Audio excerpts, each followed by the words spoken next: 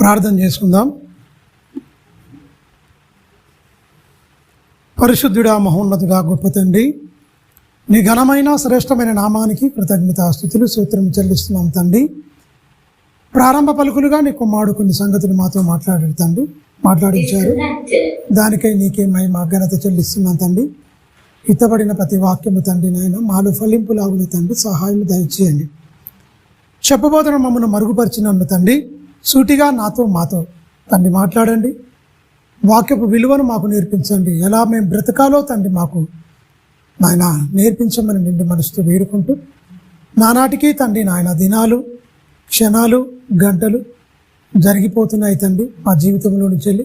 ఈ 2024లో కూడా తండ్రి 5వ నెలలో మేము ప్రవేశించాము. మేము తండ్రి కాలచక్రం గిరిన తిరుగుతుంది.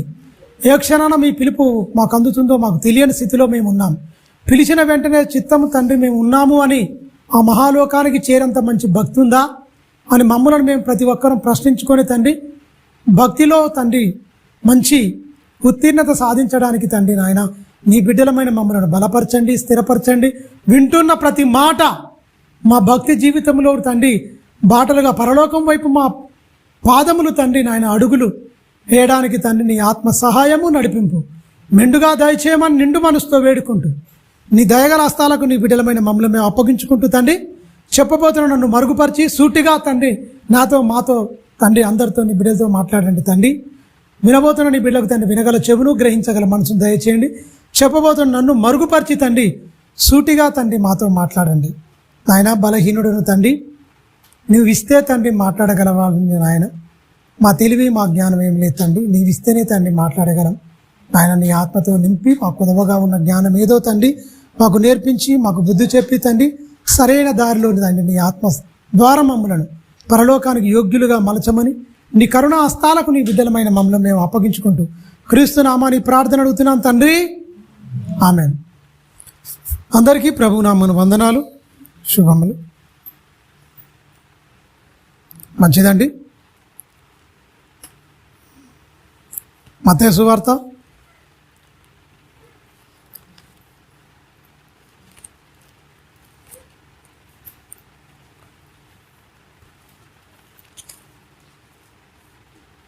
'ఈ లోకంలో మనం ఎన్నుకున్న ఓట్లేసి గెలిపించిన ప్రభుత్వాలన్నీ ఏమైపోయినాయంటే అన్నిట్లలో విఫలమవుతున్నాయి తప్ప ఏ ఒక్క దాంట్లో సఫలం అనేది కాలేదు. మన పరలోకపు తండ్రి రాజ్య పరిపాలనలో మనుషులు ఏమై ఉన్నారు, ఎలా పోషింపబడుతున్నారు, ఎలా జీవింపజేస్తున్నాడు అనేది మనం చాలా జాగ్రత్తగా మనం ఆలోచిద్దాం. ఎందుకంటే చెన్నై ప్రాంతంలో మొన్న టీవీ 9లో వచ్చింది. ఎందుకంటే స్నానం చేయకండి, డిష్ పేపర్తో తుడుచుకోండి, నీళ్లు మేము అందియలేమని కర్ణాటక ప్రభుత్వం చేతులెత్తేసింది. అంటే మీరు గమనించండి, అంటే మనుషుల ప్రభుత్వాలు ఎన్నో ఆశలతో ఓట్లేసి గెలిపించి అయ్యా మమ్మల్ని మంచిగా పరిపాలించండి, మాకు ఏదైతే అవసరతలు ఉన్నాయో అవసరం తీర్చే బాధ్యత మీది, ఓట్లేసి గెలిపించే బాధ్యత మాది అన్నట్టుగా ప్రజలందరూ ఏం చేశారు, మంచి అధికారాన్ని కట్టబెట్టారు, మంచి మ్యాండేట్ ఇచ్చారు, మంచి మెజార్టీతో గెలిపించి శాసనసభకు పంపించేశారు. ఎమ్మెల్యేలు ముఖ్యమంత్రిని ఎన్నుకున్నారు, ముఖ్యమంత్రి అయ్యిండు. అయిన తర్వాత మనుషులకు అనేటిది ఏది, అన్ని తాయిలాలు ప్రకటించే ఒక తాయిలాలు ఎవరు అమలు చేసే వాళ్ళు లేరు. మీరు గమనించండి, మనకు అవసరాల గుర్తెరిగి మేము ఇది ఇస్తాం మాకు అది ఇస్తామని ఎలక్షన్ల ముంగట అన్నీ ఊదరగొడతారు. మొత్తం అన్ని పెద్ద మాటలన్నీ చెప్తారు. మనుషులు బలహీనులండి, ఆశాజీవులు కదా, ప్రతిదీ చెప్తారు. మనకు కూడా ప్రభుత్వం ఇచ్చింది, ముసలోళ్ళకి 2కి ఇస్తా అన్నాడు. 8,000 ఎక్కడ తెచ్చిస్తారండి? 2 ముసలోళ్ళు ఇంట్లో ఉంటే 8,000 ఇవ్వడమే కాదు, మళ్ళీ ఎవరైతే వాళ్ళ కోడలు ఉంటుందో ఇంట్లో ఆమెకు కూడా 2,500 ఇస్తామని. అక్కడ ఇస్తారండి. గ్యాస్ సిలిండర్కు సబ్సిడీ ఎంత ఇస్తారు? 500 మీకు 500కే ఇచ్చేస్తాం, మిగతాయి మొత్తం మీరు మొత్తం 900 కట్టండి. 1000 రూపాయలు 900 ఉంటే అది కట్టండి, 500 మాత్రం మళ్ళీ మీకు సబ్సిడీ రూపంగా బ్యాంకులో వేస్తామని చెప్పారు. ఏది లేదు, 200 యూనిట్ల కరెంటు ఉచితం అని లేదు. అన్ని ప్రభుత్వాలు ఎక్కడ చూసుకున్నా కూడా ఏది చేసినా కూడా అన్నిట్లలో విఫలమే తప్ప సఫలం అనేది లేదు. తెలియదు రాదు. రైతులకు నీళ్ళు అందిస్తామన్నాడు. పోయినసారి ఎండాకాలంలో మొత్తం మత్తలు దినికినాయి, మొత్తం చెరువులలో అన్నిట్లలో. ఇప్పుడు చెరువులు అన్నీ ఎండిపోయినాయి. పొలాలు పంట ఎక్కువ వస్తే 500 రూపాయలు బోనస్ ఇవ్వాల్సి వస్తే అని పొలాలే ఎండబెట్టేసి మొత్తం సుమారు ఇప్పుడు అధికారికంగా అందిన లెక్కల ప్రకారంగా 15 లక్షల ఎకరాల పొలం ఎండిపోయిందండి. 15 లక్షల ఎకరాల పొలం ఎండిపోయింది. తెలుసా? 210 మందో 15 మందో చచ్చిపోయారట. రైతులు ఉరిపోసుకొని మొత్తం పొలాలను ఎలా పంట పొలాలను చాలా జాగ్రత్తగా చూస్తాను. మీరు గమనించండి, ఈ లోకంలో మొత్తం అన్నిటికీ ఏ ప్రభుత్వం ఏ పథకం పెట్టినా కూడా వాళ్ళ కింద ఉన్నా పరిపాలించినా కూడా ఈ లోక పరిపాలకులు మొత్తం మనుషులకు నష్టము నాశనం ఎత్తేస్తారు తప్ప నిన్ను మంచిగా పరిపాలించి నిన్ను పునరుద్ధరించి నిన్ను మంచిగా నిమ్మలంగా ఉంచేది ఏ ప్రభుత్వం ఉండదు. ఎవ్వడు వెళ్ళినా సరే గమనించండి, మొత్తుకుంటారు మొత్తం ఉద్యోగాలు లేక సంవత్సరానికి. ఎందుకంటే ఏమన్నాడు, మొత్తం 2 కోట్ల ఉద్యోగాలు అన్నాడు. 2 కోట్లు కాగా 20 లక్షలు 30 లక్షల ఉద్యోగాలు కూడా ఇవ్వలేదు. అన్నింటిలో వేస్తాం, అన్నింటిలో విఫలమైన తప్ప సఫలం ఏ ప్రభుత్వం కాదు, కేంద్ర ప్రభుత్వం కాలే, రాష్ట్ర ప్రభుత్వం కాదు, ఏ ప్రభుత్వాలు అనేది ఎక్కడ ఉన్న ప్రభుత్వాలైనా కూడా మనుషుల నట్టేట ముస్తురు తప్ప ఓట్లు వేసుకుంటారు, గద్దెరెప్తురు కదా. మన వాళ్ళు ఆడిందే ఆట పాడిందే పాట, దోసుకుంటుండ్రు దాచుకున్నంత దాచుకుంటారు. మొత్తం బీదవాళ్ళు ఇంకా బీదవాళ్ళు అవుతారు, ధనవంతుడు ఇంకా ధనవంతుడు అవుతున్నాడు, కోటేశ్వరుడు ఇంకా కోటేశ్వరుడు అవుతుండు, లేనివాడు ఇంకా లేనివాడు అవుతున్నాడు. కనీసం మనకు 40 గజాలు ఇల్లు స్థలం లేకుండా కూడా రోడ్ల మీద ఫుట్పాత్ల మీద పండుకునే వాళ్ళు ఎంతోమంది ఉన్నారు. ఉన్నవానికి ఎకరాల కొద్దిగా ఫామ్ హౌస్లు కట్టుకొని హాయిగా తూగుతున్నారు. ఇదెక్కడ దౌర్భాగ్యం? మీరు ఒకసారి ఆలోచించండి. ప్రకృతిలో గాలి సమానంగా ఇచ్చింది దేవుడు. మీరు గమనించాలి, గాలి సమానం, నీరు సమానం, ప్రకృతిలో అన్నిటి పంచభూతాలను సమానంగా పంచిపెట్టిండు మొత్తం దేవుడు. అందరికీ పేదవాడు ఇక్కడ తక్కువ ఎక్కువ అనేది ఏం లేదు, తారతమ్యాలు లేవు. సమానత్వాన్ని పాటించిండు దేవుడు, సమానత్వాన్ని చూపించిండు దేవుడు. దేవుడు పరిపాలకుడు అంటే అలాంటి వాడు. ఇక్కడ కులాలు వచ్చినాయి, కులాలుగా మతాలుగా రకరకాలుగా విడిపోదుకొని మనుషులు ఒకరినొకరు కొట్టుకు చచ్చిపోతారు మొత్తం. మీరు గమనించండి, మోదీ గారు మొత్తం ఏం చేస్తున్నాడు, మతం మీద ఒక దాని మీద చేస్తున్నాడు. సమాజానికి మొత్తం ఏం చేశాడు, ఊరికి మొత్తం అక్షంతలు పంపించాడు. అక్షంతలు తింటే కడుపుతాయండి? ఉండొచ్చు, నీ భక్తి నీకు ఉండదు, మీ భక్తి మీరు చేయండి, ఓలొద్దన్నారు, తప్పలేదు.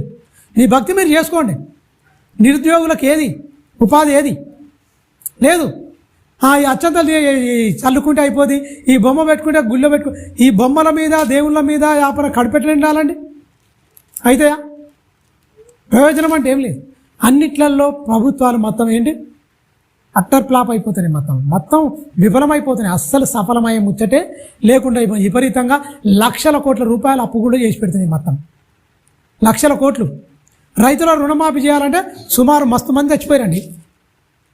ఏది అక్కడ మాకు మంచి రైతుల మీద భయంకరమైన చట్టాలు తెస్తే ఢిల్లీ వీధుల్లో పుర వీధులలో అన్నిటి ఎక్కించి చంపించారు. చాలామంది రైతులు చచ్చిపోయారు, వందలాది మంది రైతులు చచ్చిపోయారు పాపం.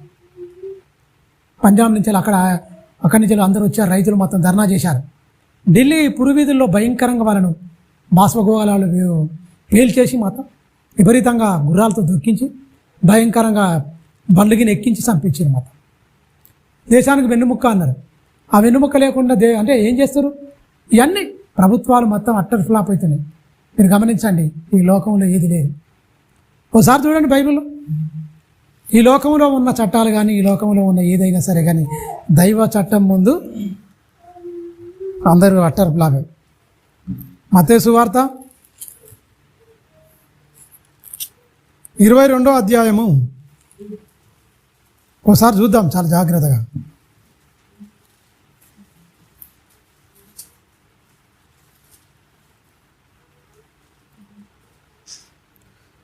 వచనం నుంచి చూద్దాం. మత్తయి సువార్త 22వ అధ్యాయం చూడండి.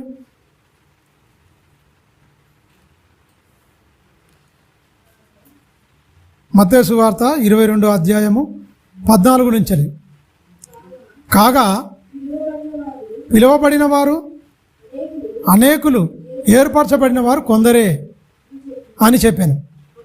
అప్పుడు ఒక పరిచయుడు వచ్చిండు. మాటల్లో ఆయనను చిక్కున పెట్టవాలని. ఎవరినండి? పరిచయుడు ఏమొచ్చిండు? దురాలోచనతో వచ్చిండు. ఆయన చెప్తున్న మహాసంగతులు అనేది గమనించట్లేదు. పిలువబడిన వారు అనేకులు, ఏర్పరచబడిన వారు కొందరే. అంటే ఏంటి? ఆజ్ఞలు అనుసరించి నీతిగా బతికిన వారు కొందరే. అందరూ పరలోకం రారు, అందరూ క్రైస్తవులు గారు, అందరూ క్రీస్తుని నమ్ముకున్న వాళ్ళు పరలోకం రారు. పిలువబడిన వారు అనేకులు, ఏర్పరచబడిన వారు ఆ కొందరు అనే వరకు అయితే మేము ఏర్పరచబడిన వారం కాదా అంటే మాకు విరుద్ధంగా బోధ చేస్తున్నాడు. ఈ పరిచయుడు ఏం చేసిండు? పరిచయులు అంటే ఏంటి? జ్ఞానవంతులు, దేవుని వాక్యాన్ని విన్నవాళ్ళే. ఈ పరిచయుడు ఒకడు దురాలోచనతో వచ్చి యేసుక్రీస్తును తన మాటల్లో చిక్కున పెట్టాలని యేసుక్రీస్తు మాటల్లో తప్పు. మహాజ్ఞాని కలిగి ఉన్నది ఏది ఆయన లేకుండా కలగలేదు. బుద్ధి జ్ఞానములు సర్వసంపదలు క్రీస్తునందు గుప్తములై ఉన్నాయి. జ్ఞానానికి మూలం క్రీస్తు అయితే మీరు గమనించండి, ఆ జ్ఞానాన్నే తప్పు పట్టుకోవాలని ఎవడొచ్చిండు? పరిచయుడు వచ్చిండు. ఈయన మమ్మల్ని అంటున్నట్టు ఏంటి? పిలువబడ్డ అనేకులు ఉన్నారు, అందులో ఏర్పరచబడిన వారు కొద్దిరంటే మేము ఏర్పరచబడిన వాళ్ళం కాదా? ఈయన ఇలా మాట్లాడుతుండేంటి అని మాటల్లో పరిచయుడు ఏం చేస్తాడు? చిక్కున పెట్టాలని ఒక మాట అడుగుతుంది చూడండి. ఎప్పుడు అపార్థం చేసుకుంటారు వీళ్ళందరూ? బోధకుడా మనం ఏం చెప్తున్నాడు? వాడు అన్ని చెప్తున్నాడు. మళ్ళా నువ్వు సత్యవంతుడవై ఉండి దేవుని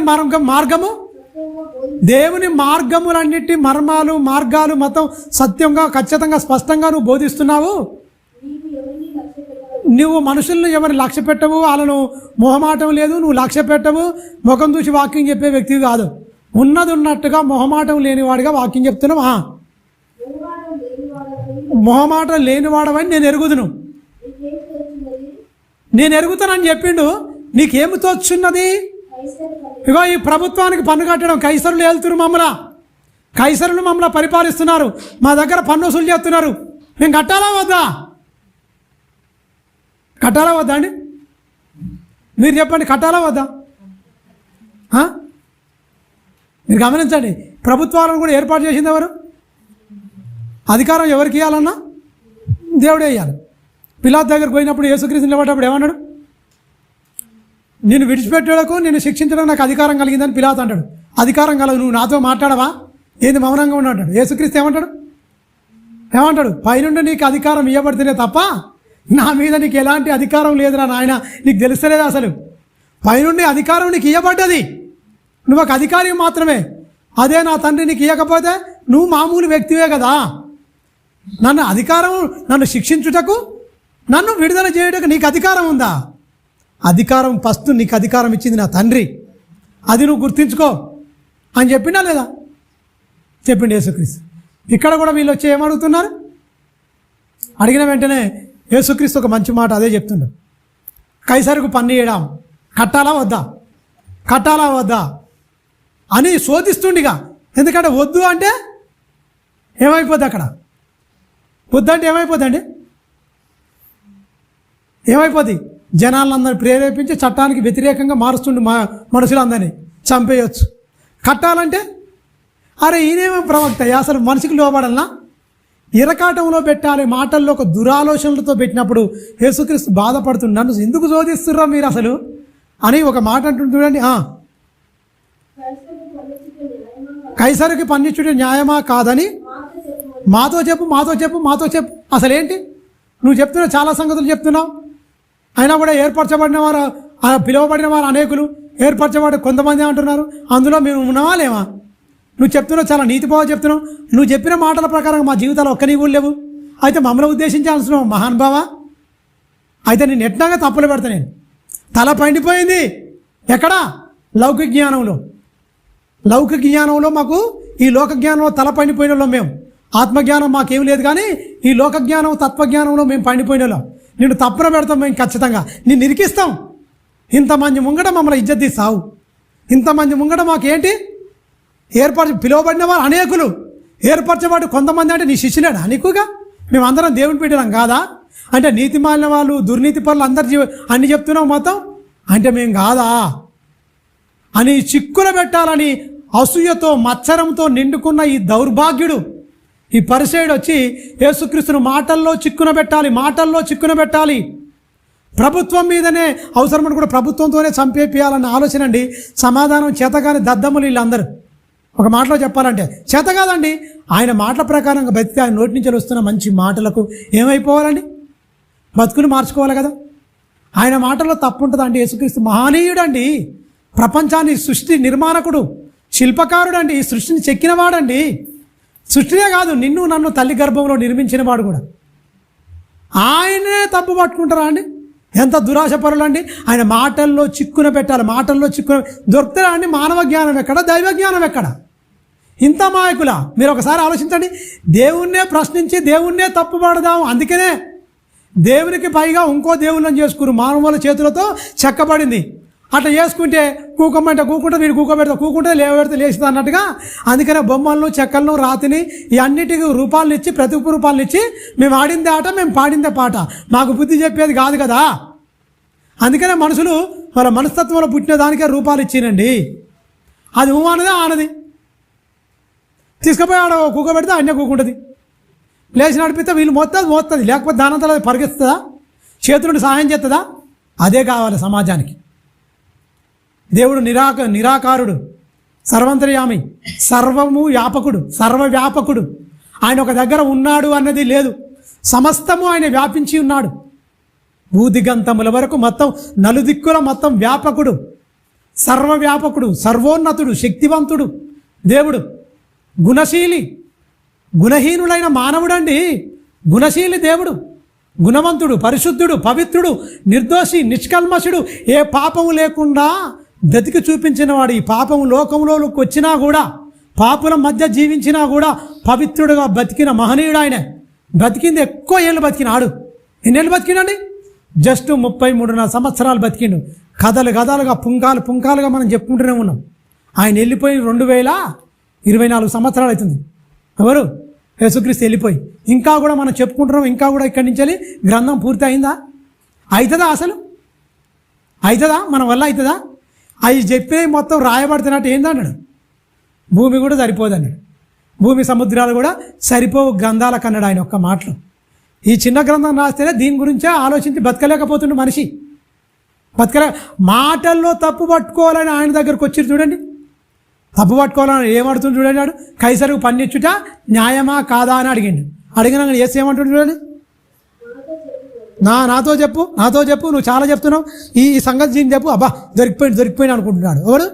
పరిసయుడు. దొరికిపోతాడా అండి? మానవ జ్ఞానానికి దైవం దొరికిపోద్దా అండి? మూర్ఖత్వం కాకపోతే అడుగుటకు హేరోదియలతో కూడా తన శిష్యులను ఏదో కూడా తన శిష్యులను కూడా యేసుక్రీస్తు దగ్గరికి పంపించిందండి. బా హృదయము అంతరంగములను పరిశీలించే దేవుడు అని మీరు మర్చిపోకండి. మనం ఏంది, ఇంటికి పోయినాక మన భక్తి అనేది సన్నగిలిపోద్ది. దీనిలోకి రాగానే భక్తి పెరగడం కాదు. ఎక్కడ ఉన్నా, నువ్వు ఒంటరిగా ఎక్కడున్నా నీ హృదయాంతరంగాలను చూసే దేవుడు అని మర్చిపోకండి. మనం ఏం చేస్తున్నాం అనుక్షణము ఏంటి?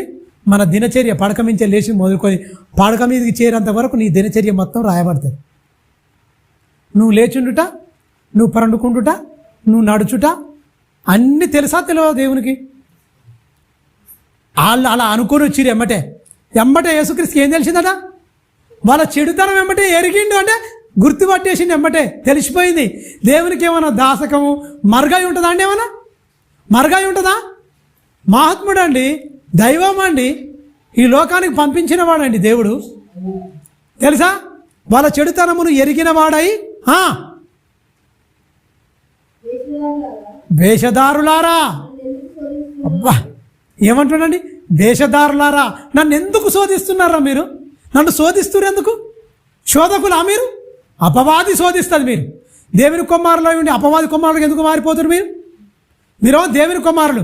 అబద్ధానికి జనగూడవాడు ఎవరండి? దయ్యం. మరి అబద్ధానికి ఈ చిక్కున పెట్టాలని శోధకులు ఎవరండి? శోధకుడు ఎవడు? అపవాది. మరి మీరెందుకు అపవాది పిల్లలుగా మారిపోతారు అంటలేడు? మీరెందుకు నన్ను శోధిస్తారు? ఎందుకు మీరు నన్ను శోధిస్తున్నారు? బాధపడుతున్నారు యేసుక్రీస్తు. మీరు ఎందుకు నన్ను శోధిస్తున్నారు? వేషధారులారా. వేషధారణతో మీరు నిండుకొని కపటంతో, మత్సరంతో, కుళ్ళు బుద్ధితో మీరు వచ్చేసి వేషధారులారా నన్ను ఎందుకు శోధిస్తున్నారు? కింది వచ్చినమ్మ.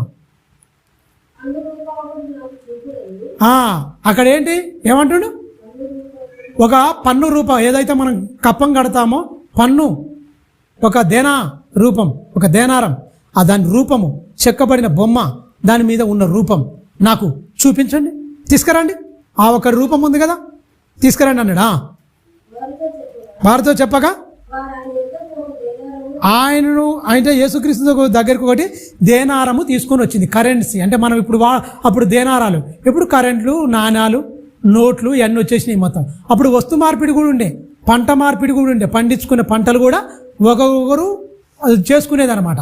పంట మార్పిళ్ళు కూడా ఒకరు జొన్నలు పండించారు అనుకో, ఒకరు వడ్ల అన్నం తినేది తక్కువ, ఉన్నవాడే వడ్ల బువ్వ తినేది, ఆ రైస్ తినేది, లేనివాడు జొన్నలు, సద్దలు, ఇవన్నీ మామూలు అరిగలు అనేది కొన్ని వడ్లు పండేది, ఇవి అని మామూలు తక్కువ తినేది. ఇప్పుడు అయ్యికే ఎక్కువ రేట్లు అయిపోయినాయి మొత్తం. అయ్యే మంచి బలం అంటున్నారు మొత్తం. నూకలు, ఈ చిన్న చిన్న గంజి గటక ఇది దాక్కుండా పేదవాళ్ళు బతికేది. వాడు మాత్రం ఉన్నవాడు ఏం చేసేదంటే మంచిగా ఒడ్లు పండించుకొని చక్కగా వాడు అది తినేది. ఇప్పుడు అదే విషంగా మారిపోయింది ప్రపంచానికి. అరే తెల్లన్నం తినకండి రాదు, విషంతో సమానము. గ్లూకోజ్ శాతం ఎక్కువ పెంచేసి మొత్తం అంటే షుగర్ వ్యాధులు మొత్తం రోగస్తులను ఎక్కువ పెంచుతుంది. తెల్లన్నం తిన్నవా జాగ్రత్త, తస్మాత్ జాగ్రత్త, అది విషంతో సమానం అంటారు నిపుణులు. ఇప్పుడు ఏం చెప్తారు? ఆ జొన్నలు తిను, ఆ గట్క తిను, ఆ సద్దలు తిను, ఇది తిను, సిరిధాన్యాలు లాంటివి అవి తిను, మొత్తం ఏదైతే వదిలేసిందో ముడి సరుకు దాన్ని తినండి రా, అదే మంచి ఆరోగ్యము. ఇది ఆరోగ్యం కాదు, ఇది విషం అని ఏం చెప్తుంది? పెద్ద పెద్ద నిపుణులు చెప్తున్నారు. డాక్టర్ గిన ఆయుర్వేద వైద్యులు అయితే ఈ అన్నమే ముట్టొద్దు అంటున్నాడు. అన్నమే ముట్టొద్దు, వద్దు. ఈ తినమంటే మీకు అన్నీ వస్తాయి, కాలనొప్పులు, కీలనొప్పులు, పిప్పి తింటారు మీరు. అందులో ఏముండదు, ప్రైవర్ ఉండదు, ఏముండదు, మొత్తం అంతా నిప్పి చేసి అంతా ఏం లేదు, దాని తవుడు అనేది ఏం లేదు, మొత్తం తీసేస్తారు కనుక దాన్ని తీసుకొచ్చుకుంటారు మొత్తం. ఏం చేస్తారు? మొత్తం తింటే మీ ఎముకల్లో సత్తువ బలం లేకుండా ప్రైవర్ గిన్ లేదు కనుక ఎంబటే గ్లూకోజ్ అనేది ఎక్కువ శాతం పెరిగిపోయి ఏమైపోతుంది, మొత్తం కిడ్నీ మీద ఎఫెక్ట్ పడుతుంది. అందుకనే డయాలసిస్ పేషెంట్లు ఏమైపోయారు, ఎక్కువ అయిపోతున్నారు.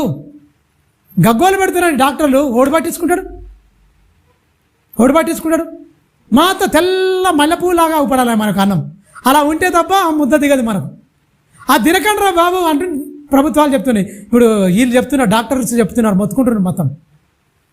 సేంద్రియ ఎరువులు వాడండి, ఈ మందులు వేయకండి, అది పంట కంచెలు మొదలుకుంటే అది కోశ వరకు కథం మందులు, కొట్టుడు. ఏం తింటున్నామండి ఈరోజు? విషమే ప్రమోట్ అయిపోతుంది, విషమే తింటున్నాము. అందుకనే ఓవర్లో ఎముకల్లో సత్తువు లేదు, ఏం లేదు. సిమెంట్ బస్తా అలకగా ఒక లేవట్టుకొని మోసుకొని పోతానండి, కింద పడైతే ఎవరి సాయం లేకుండా ఒకటి సిమెంట్ బస్తా మొత్తం నెత్తిలో పెట్టుకుంటాడా భుజములో? ఎందుకు? తినే తిండి ప్రభావం అండి.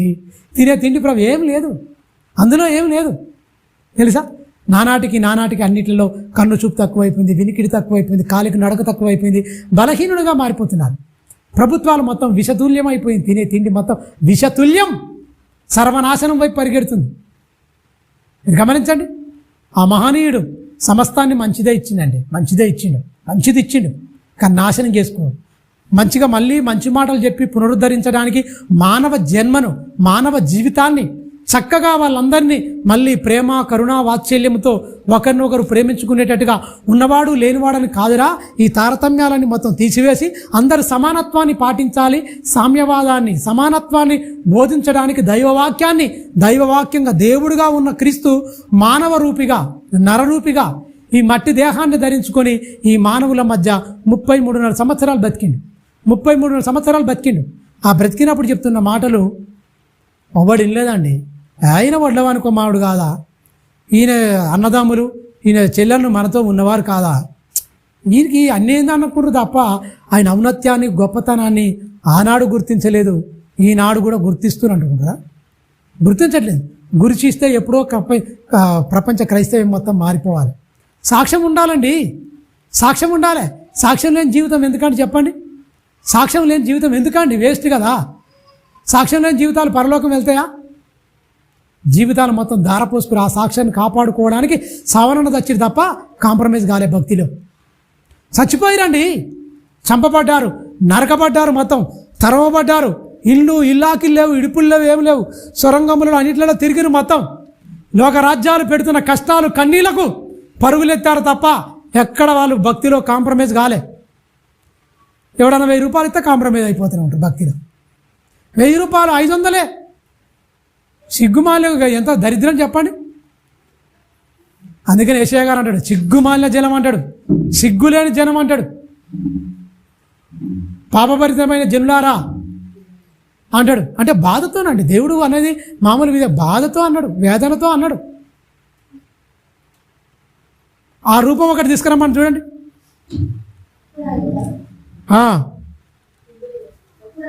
అప్పుడు ఆయన ఈ రూపమును పై రాతను ఎవరివైనా అడగనా? యేసుక్రీస్తు అడిగిండు, ఈ రూపం ఏంది, పై రాత ఎవరిది ఏంటి అని వాళ్ళని అడిగిండు. అడిగే వరకు వాళ్ళు ఏం చెప్పారు? కైసరి అన్నాడా? కైసరి బండ్రి. అందుకు ఆయన అలాగైతే ఎందుకు కట్టాలా కైసరి? రోడ్లండి, భద్రత అండి, దొంగలు వీళ్ళందరూ దోసుకుపోయేటోళ్ళు రాకుండా రక్షక భటులను సైనికులను నియమించి వేరేటోళ్ళు దుండకులు వచ్చేసి దోసుకొని ఊర్లలోకి వచ్చేదరికైనా దొంగలు పడ్డారు అంటే అప్పుడు అన్ని ఊర్లలోకి వచ్చి కొంతమంది దోసుకొని పోయేది తెలుసా? మరి దొంగలు దోసుకొని పోకుండా ఉండాలంటే ఎవరైనా ఊరిని రక్షించడానికి ప్రొటెక్షన్ ఇవ్వడానికి కావాలొద్దా? ప్రభుత్వాలు ఉండాలా వద్దా? రాజు ఉండాలి. రాజుకు సైనికులు ఉన్నారు, వాళ్ళందరికీ జీతభత్యాలు ఇవ్వాలి, వాళ్ళందరినీ పోషించాలంటే, రోడ్లు వేపియాలంటే, చెర్లు దోవేయాలంటే, నీళ్లు తీసుకొచ్చి నీళ్లు మీకు ఇవ్వాలంటే, పంటలు పండించడానికి అన్నిటి మొత్తం రైతులకు కొన్ని ఇవ్వాలంటే మీరు గమనించండి. పంట ఎండిపోయింది, నష్టమైంది, ఆ నష్టానికి కట్టేయాలంటే ఎవరిది? మనం కడుతున్న పన్నే రైతులకు కూడా ఇస్తారు. కేసీఆర్ రైతు బంధు పెట్టిండు, పోయిన ప్రభుత్వంలో రైతు బంధు పెట్టిండు, రైతు భరోసా, రైతు బంధు ఇవన్నీ పెట్టేసిండు. ఇలా కొన్ని ఇస్తే ఖచ్చితంగా రైతుకు మనం ఒక సపోర్టు ప్రభుత్వంగా ఇస్తే పండిన పంటకు మంచి గిట్టుబాటు ధర కట్టిస్తే, మనం ఏదైతే ధర ఉందో దాని మీద మంచి ధర ఇచ్చేసి మంచి నీళ్ళు ఇచ్చి నాణ్యమైన కరెంటు, మంచి నీళ్లు ఇవన్నీ ఇస్తే ఖచ్చితంగా బాగా.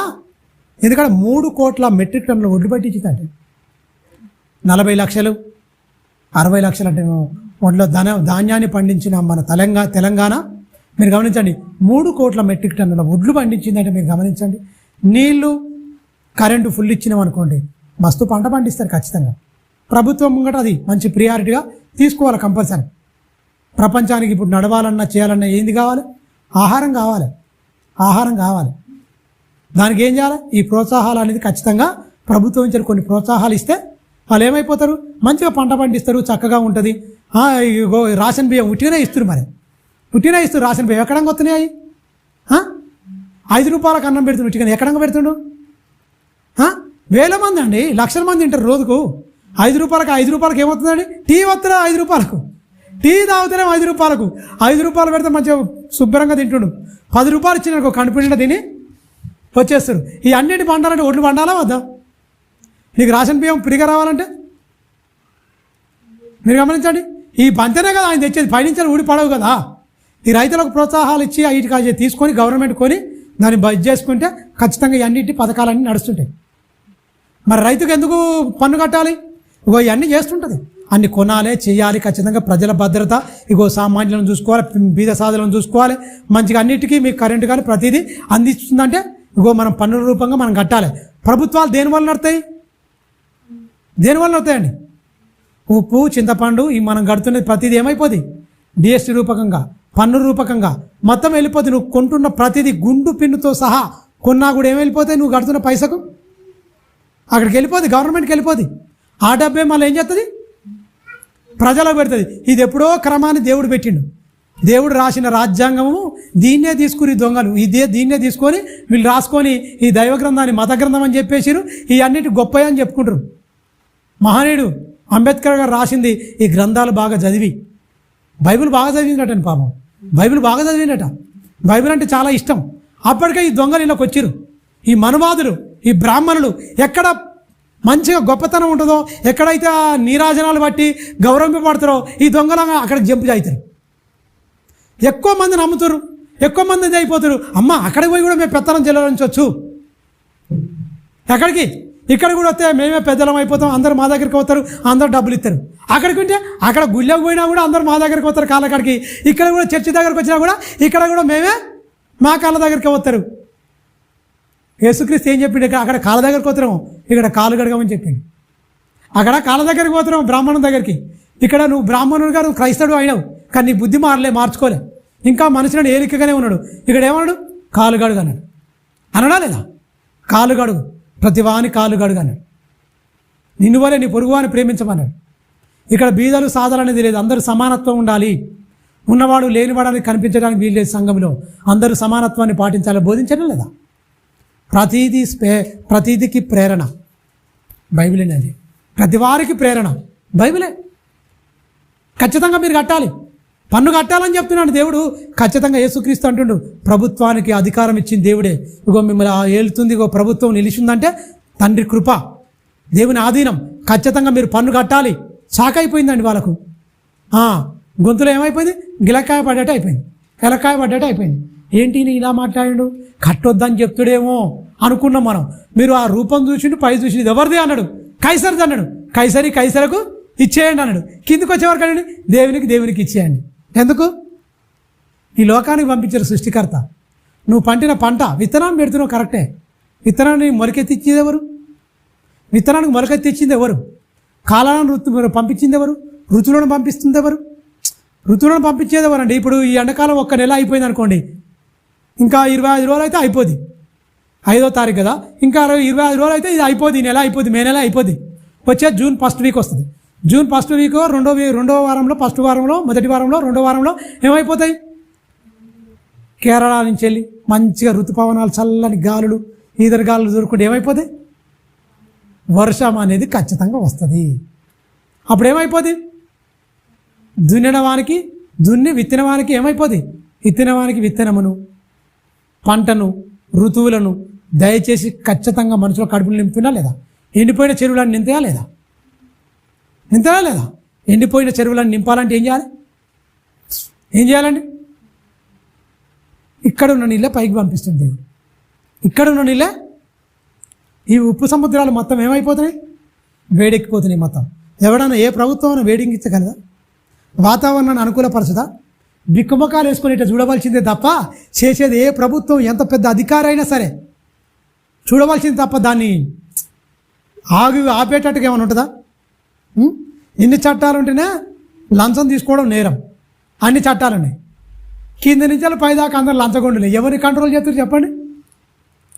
కేసీఆర్ అట ఎందుకు తేలిపోయింది ఏం కథ అంటే, కేసీఆర్ బాగా పని చేపించినట. ఎవరితోని? ఉద్యోగస్తులతోని. కరప్షన్ అనేది ఉండకూడదు. ఖచ్చితంగా రైతుల్లో ఖాతాలో వేసింది డైరెక్ట్. పెన్షన్ కూడా మొత్తం డైరెక్ట్ వాళ్ళ దాంట్లోకి ఇచ్చేసింది అందరికీ. ఎక్కడ కరప్షన్ అనేది లేదు. ఏం దోసుకోలేకపోతే ఇదేంద్రా నాయన అని మూకుమ్మడిగా కక్ష కట్టి ఏం చేసిరు? కాంగ్రెస్ని రప్పిస్తే మొన్న టీవీలో చూపిస్తుంది. నిద్రపోతుండే ఏమి లేదు, పట్టించుకునే నాదులు లేరు. ఎందుకంటే సోమరిపోతులు ఎక్కువైపోతుంది. పని చేయించరు వీళ్ళు. లంచాలు ఎక్కువైపోతున్నాయి. భూములు ఇప్పటికే కొన్ని 100 కోట్లు మొత్తం క్రైమ్ అయిపోతుందని చెప్తున్నారు టీవీలలో. దాచుకుంటారు మొత్తం 100 కోట్లు. వీళ్ళు 1,00,000 కోట్లు అని వీళ్ళు అన్నారు. క్రైమ్ అయితే మాకు తీసి బయట పెట్టాను, మేము అయితే నువ్వు ఖచ్చితంగా జైలుకు పంపించినా పర్లేదు, నువ్వు ప్రభుత్వం నీ చేతిలో ఉంది, నువ్వే ముఖ్యమంత్రివి, మమ్మల్ని ఎందుకంటున్నావు? ఎంక్వైరీ అయ్యి మొత్తం చేసేయి, ఏమైనా తప్పు ఎక్కడ తప్పు తిరిగితే మనం జైల్లో పెట్టు. సవాళ్ళ మీద సవాళ్ళు వీళ్ళు విసురుతారు. వీళ్ళకేం దొరకలేదు. ఎందుకంటే ప్రతీది ఉంటుందండి. మార్చి నుంచి వెళ్ళి మార్చికి వాళ్ళు మొత్తం లెక్కలు బొక్కలు అన్నీ చూపిస్తారు. మొత్తం ఏ దానికి ఎంత ఖర్చు పెట్టాం, ఏ దానికి ఏ డిపార్ట్మెంట్కి ఎంత ఖర్చు అయింది, తాగునీరుకి ఎంత, సాగునీరుకి ఎంత, మిషన్ భగీరథ, అన్నిటికీ మొత్తం ప్రతీది ఉంటుంది. ఇంటికనే గాలి మాటలు ఇవన్నీ అంటే ఎక్కడైతుందండి? మీరు గమనించండి. అందుకనే ప్రభుత్వాలను మనుషులు నిందించినా పర్లేదు, కానీ వాళ్ళు ఏమన్నా అయిపోతారు. కానీ దేవుణ్ణి నిందించే స్థాయికి మనుషులు దిగజారిపోతారు. ఏంటి? దేవుణ్ణే నిందించేటట్టుగా, దేవుణ్ణి ప్రభుత్వాన్నే తప్పుపట్టేటట్టుగా సజీవంగా మొత్తం సాగుతుందా లేదా? వర్షాలు వస్తున్నాయి, గాలులు వస్తున్నాయి, సమస్తం వస్తున్నాయి. మొత్తం ఎండలు ఎందుకు ఎక్కువ కొడతాయి? ఎందుకు వస్తాయండి? ఎంత ఎండలు కొడితే అంత వర్ష ప్రభావం విపరీతంగా ఉంటుంది తెలుసా? ఈ నీళ్ళన్నీ మేఘాల్లోకి వెళ్ళిపోతాయి. అన్నీ ఆవిరిగా లేచి ఎంత ఎండలు అయితే అంత ఎండలు మొత్తం ఉప్పు సముద్రాలు మొత్తం వేడెక్కి ఆవిరి మొత్తం అయిపోయి ఆవిరిగా లేచిపోద్ది మొత్తం పైకి. మేఘాల్లో మొత్తం ఏమైపోద్ది? ఎలా ఉండిపోద్ది? యోబు గ్రంథంలో ఉంటుంది, బొడిసిపట్టిండు మేఘాల్లో మొత్తం భద్రం చేసి నీళ్ళు. అందుకనే కుంభవర్షం కురిచిందండి. మొన్న ఎండలు కొడుతుంటే ఏమైపోయిందండి? దుబాయ్ ఏమైందండి? ఎడారి దేశం అండి. మొత్తం అక్కడ ఏమి ఉండదు. గంటలో మొత్తం నిండిపోయిందండి. మొత్తం కొన్ని లక్షల కోట్ల రూపాయల నష్టం.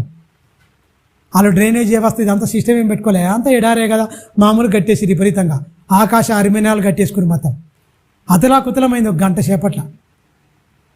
గంట సేపట్ల అతలాకుతలం అయిపోయింది. బైబిల్లో ఒక మాట ఉంటుంది, ఏ దేశం అయితే విశ్వాసఘాతకం చేసిందని యెహోవా దృష్టికి కనబడిందో ఆ దేశానికి యెహోవా విరోధి. పాపం ఎక్కడైతే పెచ్చరిల్లిపోదో అక్కడ కూడా సుడిగాలులు భయంకరంగా కూడా ఇక టీవీలో చూపిస్తారు. సుడిగాలులు ఇవన్నీ వస్తున్నాయి. అమెరికాలో అక్కడనే వచ్చేది గాలితో కూడా చచ్చిపోతాయి. బిల్డింగులు కూలిపోతాయి. ఇప్పుడు ఎందుకు భారతదేశం కూడా వస్తుంది? యెహోవా పెనుగాలి దుష్టుల మీదకి తల మీద పెళ్ళున దిగును. ఎక్కడెక్కడ దుష్టులు ఉన్నారో ఈ పెనుగాలి తిరుగుతుంటుందండి, తెలుసా? దేవుని చట్టం ఏమనుకుంటారు? దుష్టుల తల మీదకి పెళ్ళున దిగును. ఆయన కార్యము సఫలపరచంత వరకు అది ఊరుకోదట. యెహోవా కార్యములు సఫలపరచు వరకు అది ఊరుకోదట. గాలితో చంపేస్తాడు, వర్షంతో చంపేస్తాడు, ఎండతో చంపేస్తాడు. దేవుడు చంపాలనుకుంటే మలమల మాడిపోరండి, ఫ్రై అయిపోద్ది.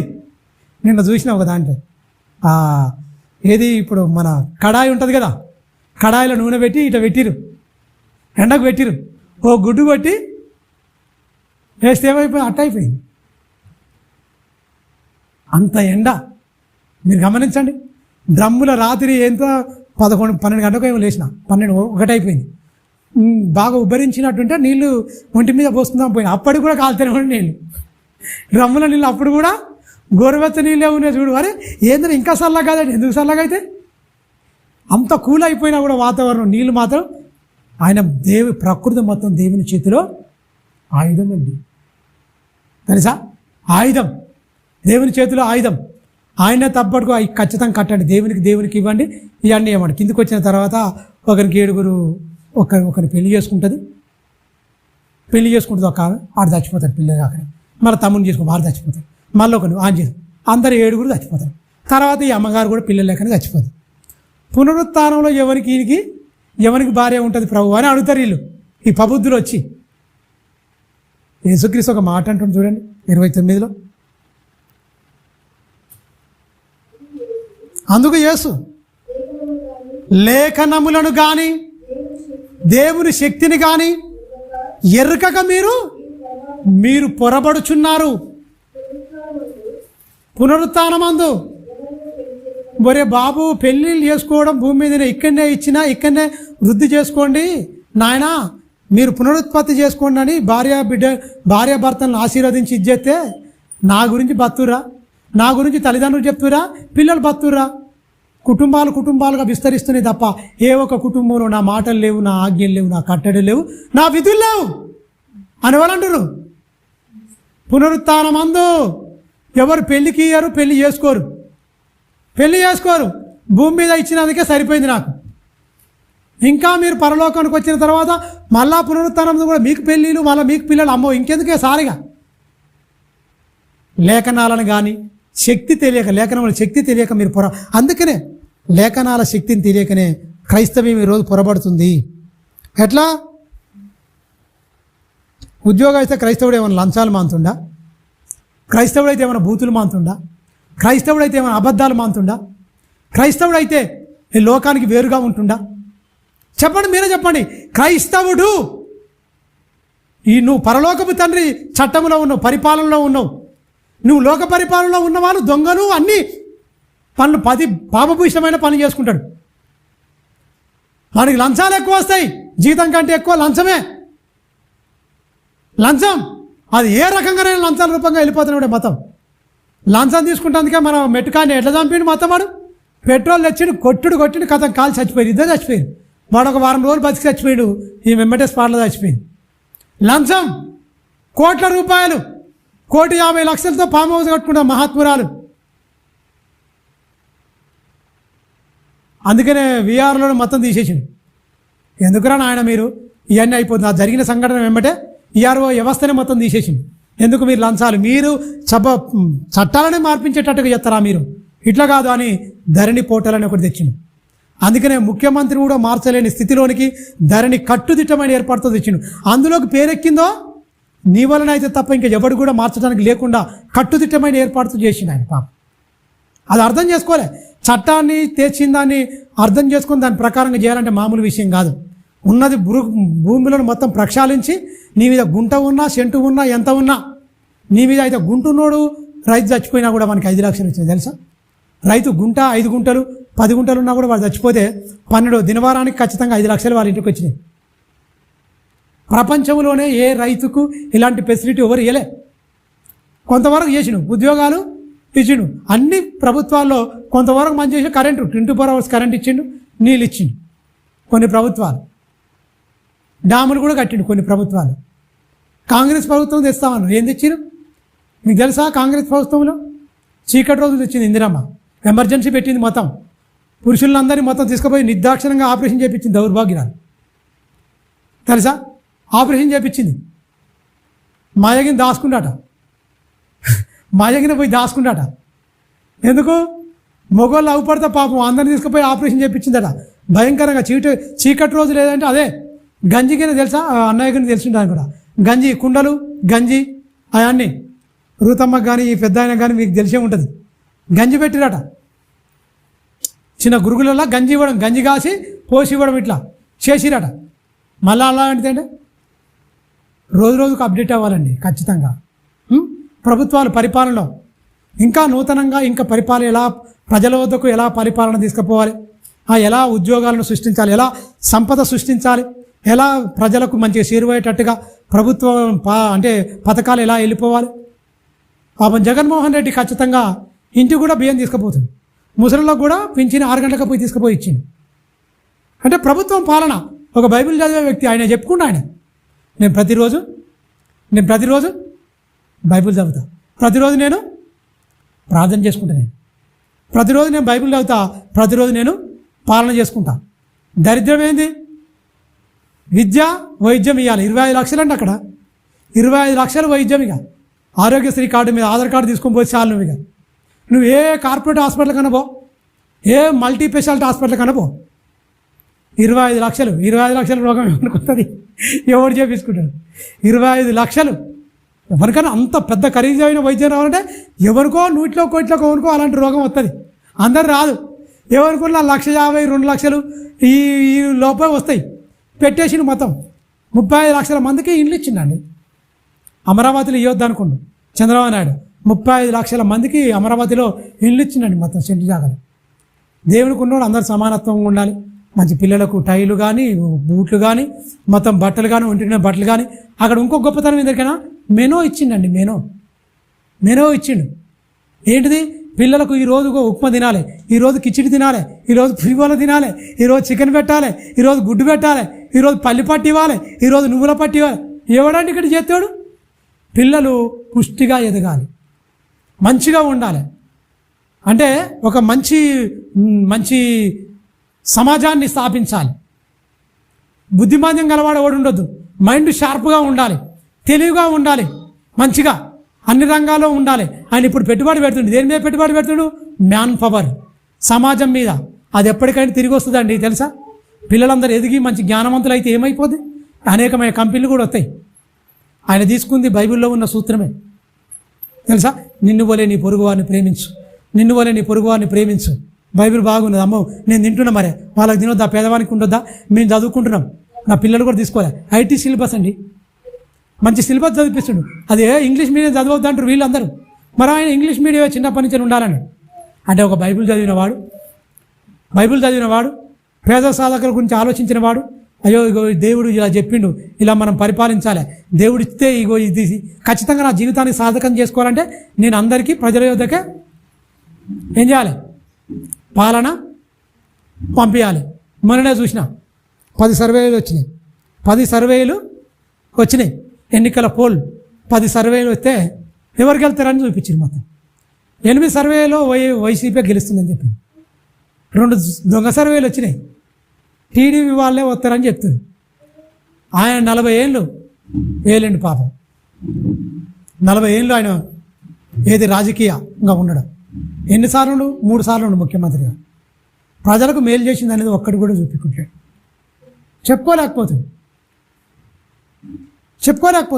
అంటే ప్రజల నాడి చదువుకున్న వాళ్ళు, లేకపోతే ఇగో బైబిలే పెరగనన్నాడు, చదువుకున్నాడు, తెలుసా? ఈయన బైబిల్ బాగా చదువుతూ అరే ఈ ప్రజలందరికీ ఇలా ఉండాలి, వైద్యం ఉండాలి. ముసలు అందరూ ఏమని తిడుతున్నారు ఎరికైనా బ్యాంకులో పోయమన్నా తిడుతురు.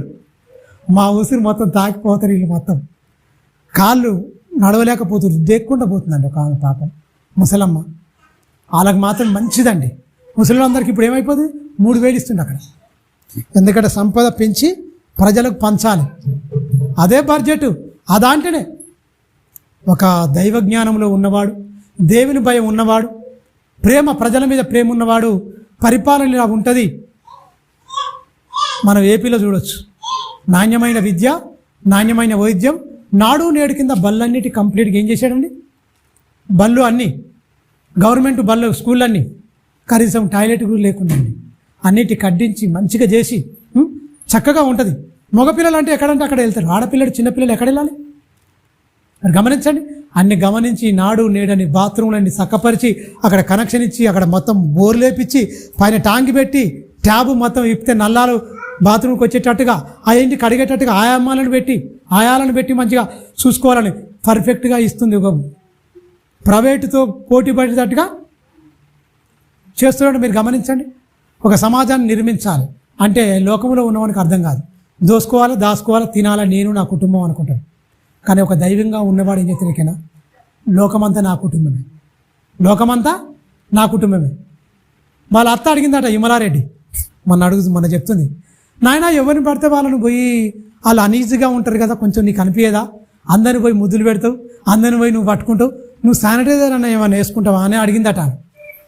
అది వేషధారణ అయింది అత్త అది వేషధారణ ఇది. నా యేసుప్రభు పోయి ఎక్కడ కడుక్కుండు, అందరినీ బీద సాధులనే పోయి ముద్దు పట్టుకుని కదా, హక్కున చేర్చుకుని కదా. మనం అలాంటిది పెట్టుకోదు మన హృదయంలో, అలాంటి తాటే రాదు నాకు. నేనేం కడుక్కోను, అది వేషధారణ ఇది. వాళ్ళ అత్త సాక్ష్యం చెప్తుందండి, మేనల్లుడు కదా ఈయనే, విమలారెడ్డి చెప్తుంది, అమ్మో చాలా మంచిగా చేస్తుంది, నేను అంతరు తిరుగుతున్నా, వాకింగ్ చెప్తున్నా కదా, అందరికి వెళ్ళిపోతున్నా కదా, పేదవాళ్ళు మాత్రం హ్యాపీగా ఉన్నారు, బియ్యం తీసుకుపోతున్నాడు, అన్నీ ఇస్తుండే. ఒక దైవబోధ కలిగిన వాడుగా, దైవ వాక్యాన్ని తెలుసుకున్నవాడు అందరు నిందిస్తారు. అందరినీ సమానంగానే, హిందువులు కానీ ముస్లిమ్స్ కానీ ప్రతి ఒక్కరు ఏంటి మతాలకు అతీతంగా జగన్మోహన్ రెడ్డి రావాలి, అన్ని మతాలను అందరినీ సమానంగా చూస్తున్నాడు ఖచ్చితంగా అని చెప్తున్నారు, అందరు వింటున్నాం. మరి మన తెలంగాణ ప్రాంతంలో కూడా అలా వస్తారా? అలా రావడానికి మనకు పాపులేషన్ తక్కువ, క్రైస్తవ పాపులేషన్ చాలా తక్కువ, వాళ్ళకి ఎక్కువ అక్కడ మొత్తం చాలా ఎక్కువ. ఆంధ్ర ప్రాంతంలో బ్రిటిష్ పరిపాలన కింద ఉంది, తెలంగాణ ప్రాంతము నవాబుల కింద పరిపాలన కింద ఉంది, ముస్లిం పరిపాలించింది మన తెలంగాణ. అందుకనే మన దగ్గర ఏంటి ఈ మిషనరీలు తర్వాత వచ్చే నిమ్మలంగా ఫస్ట్ అక్కడికి వెళ్ళిపోయినాయి, విద్యా వైద్యాన్ని ఇచ్చారు. అందుకని అక్కడ చదువుకున్న వాళ్ళు ఎక్కువ మంది ఉన్నారు ఆంధ్రలో. మనకు నిరక్షరాస్యత తక్కువ, అంటే మనది ఏంటి తక్కువ మంది చదువుకునే వాళ్ళు ఉన్నారు. ఎందుకంటే ఈ వీళ్ళు ఇక్కడికి ఏంటి ఎవరు చదువుకోనియలే.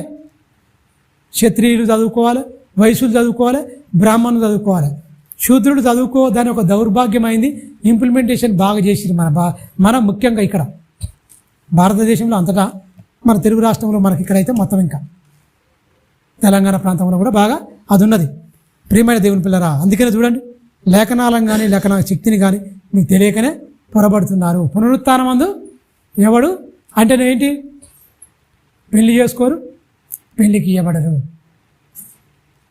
ఒక మంచి మాట చూద్దాం చూడండి, మనిషిని ఏలొద్దని ఒకటి ఉంది బైబిల్లో. మనిషి ఏలొద్దు అనేది దేవుడు చెప్తుంది చూడండి. ఆదికాండము ఏలికగా ఎందుక మనిషి ఏలొద్దు అనుకున్నాడండి దేవుడు. ఆయన మనసు అదే, ఆయన మనసును చాలా జాగ్రత్తగా అర్థం చేసుకోవాలి.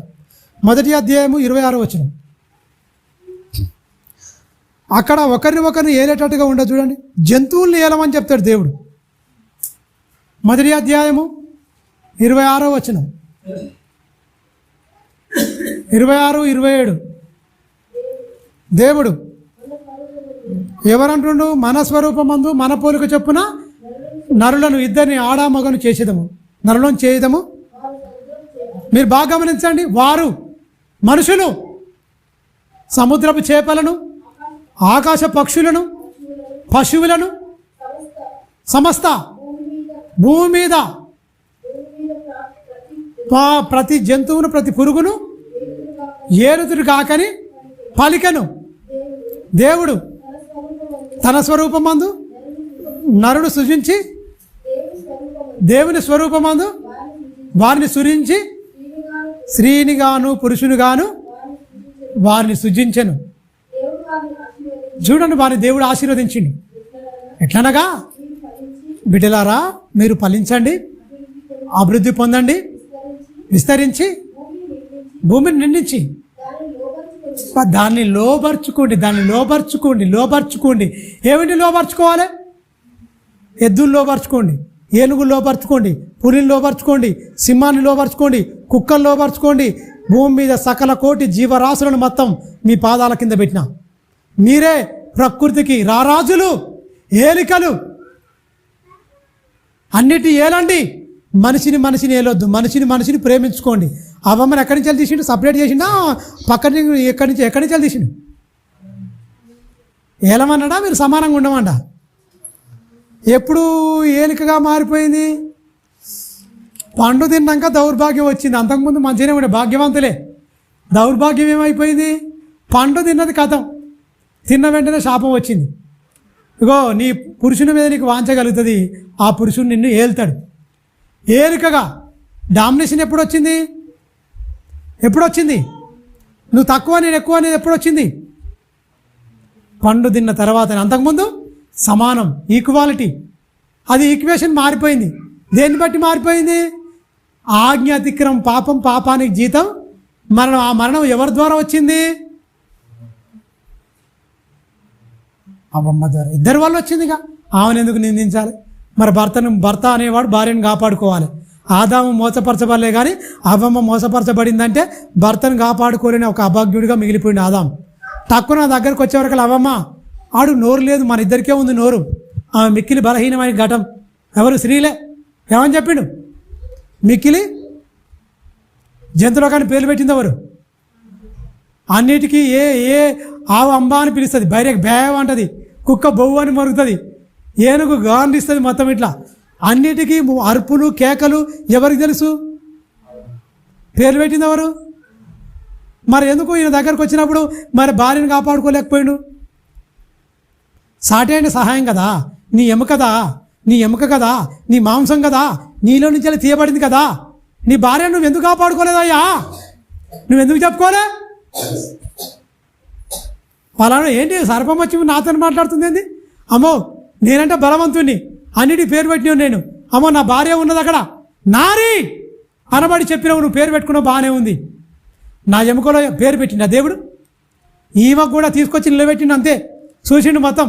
నా ఎముకలో ఎముక, నా మాంసములో మాంసము, నరునిలో నుండి తీయబడినది నారి అనబడును అని తీసేసుకుండు భార్యగా. తీసుకొచ్చి నేను పెట్టిండు, అంతే. గాఢ నిద్రపోయినకి ఏం తెలుస్తుందండి? గాఢ నిద్రపోయిండు ఆదాం. నిద్రపోతే ఏం తెలిసింది? ఏం తెలియదు. కానీ చూసిన వెంటనే చెప్పేసిండు, ఈమె నా ఎముకలో ఎముక, నా మాంసములో మాంసము, నాలో నుండి నరునిలో నుండి తీయబడింది గనక నారి అనబడి.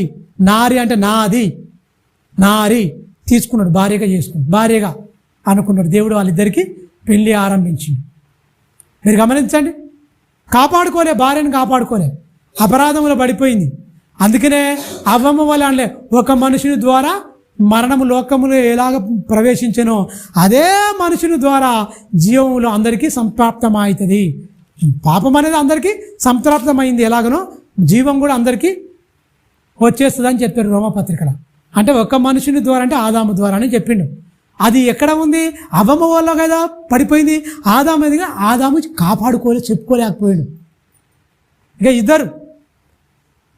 ఇద్దరు అపరాధములో పడ్డట్టే. అందుకనే 3:16 చూడండి, ఏలికగా మారిండు. అందరినీ ఏలమని చెప్పిండు కదా. కానీ ఒకటి చూసుకొని మనం చక్కగా విశ్లేషించుకొని ముగించుకుందాం. సమూయేలు గ్రంథం చూడండి, 8వ అధ్యాయము. మొదటి సమూయేలు గ్రంథము 8వ అధ్యాయము 4 నుంచి వెళ్ళి చాలా జాగ్రత్తగా చదువుదాం. రామాలో ఉన్న సమూయేలు దగ్గరికి ఇశ్రాయేలు పెద్దలందరూ కూడొచ్చేసి అయ్యా మరి మాకు రాజుగా మాకు నియమించాలి, నీ కొడుకులు నీ వంటి వారు కారు, మరి పరిపాలన మాకు కావాలి, యుద్ధాలు వచ్చినా ఏం వచ్చినా మేము సుభిష్టంగా ఉండాలి అంటే ఎలా? ఒక రాజు అనేడు మాకు ఒకటి కావాలి. అంతకుముందు రాజు లేడు, ఎవరున్నారు? అంతకుముందు ఎవరుండరండి? అంతకుముందు ఎవరుండరు? రాజు లేనప్పుడు ఎవరుండరు? క్లియర్గా ఉంది కదండి, న్యాయాధిపతులు ఉండరు.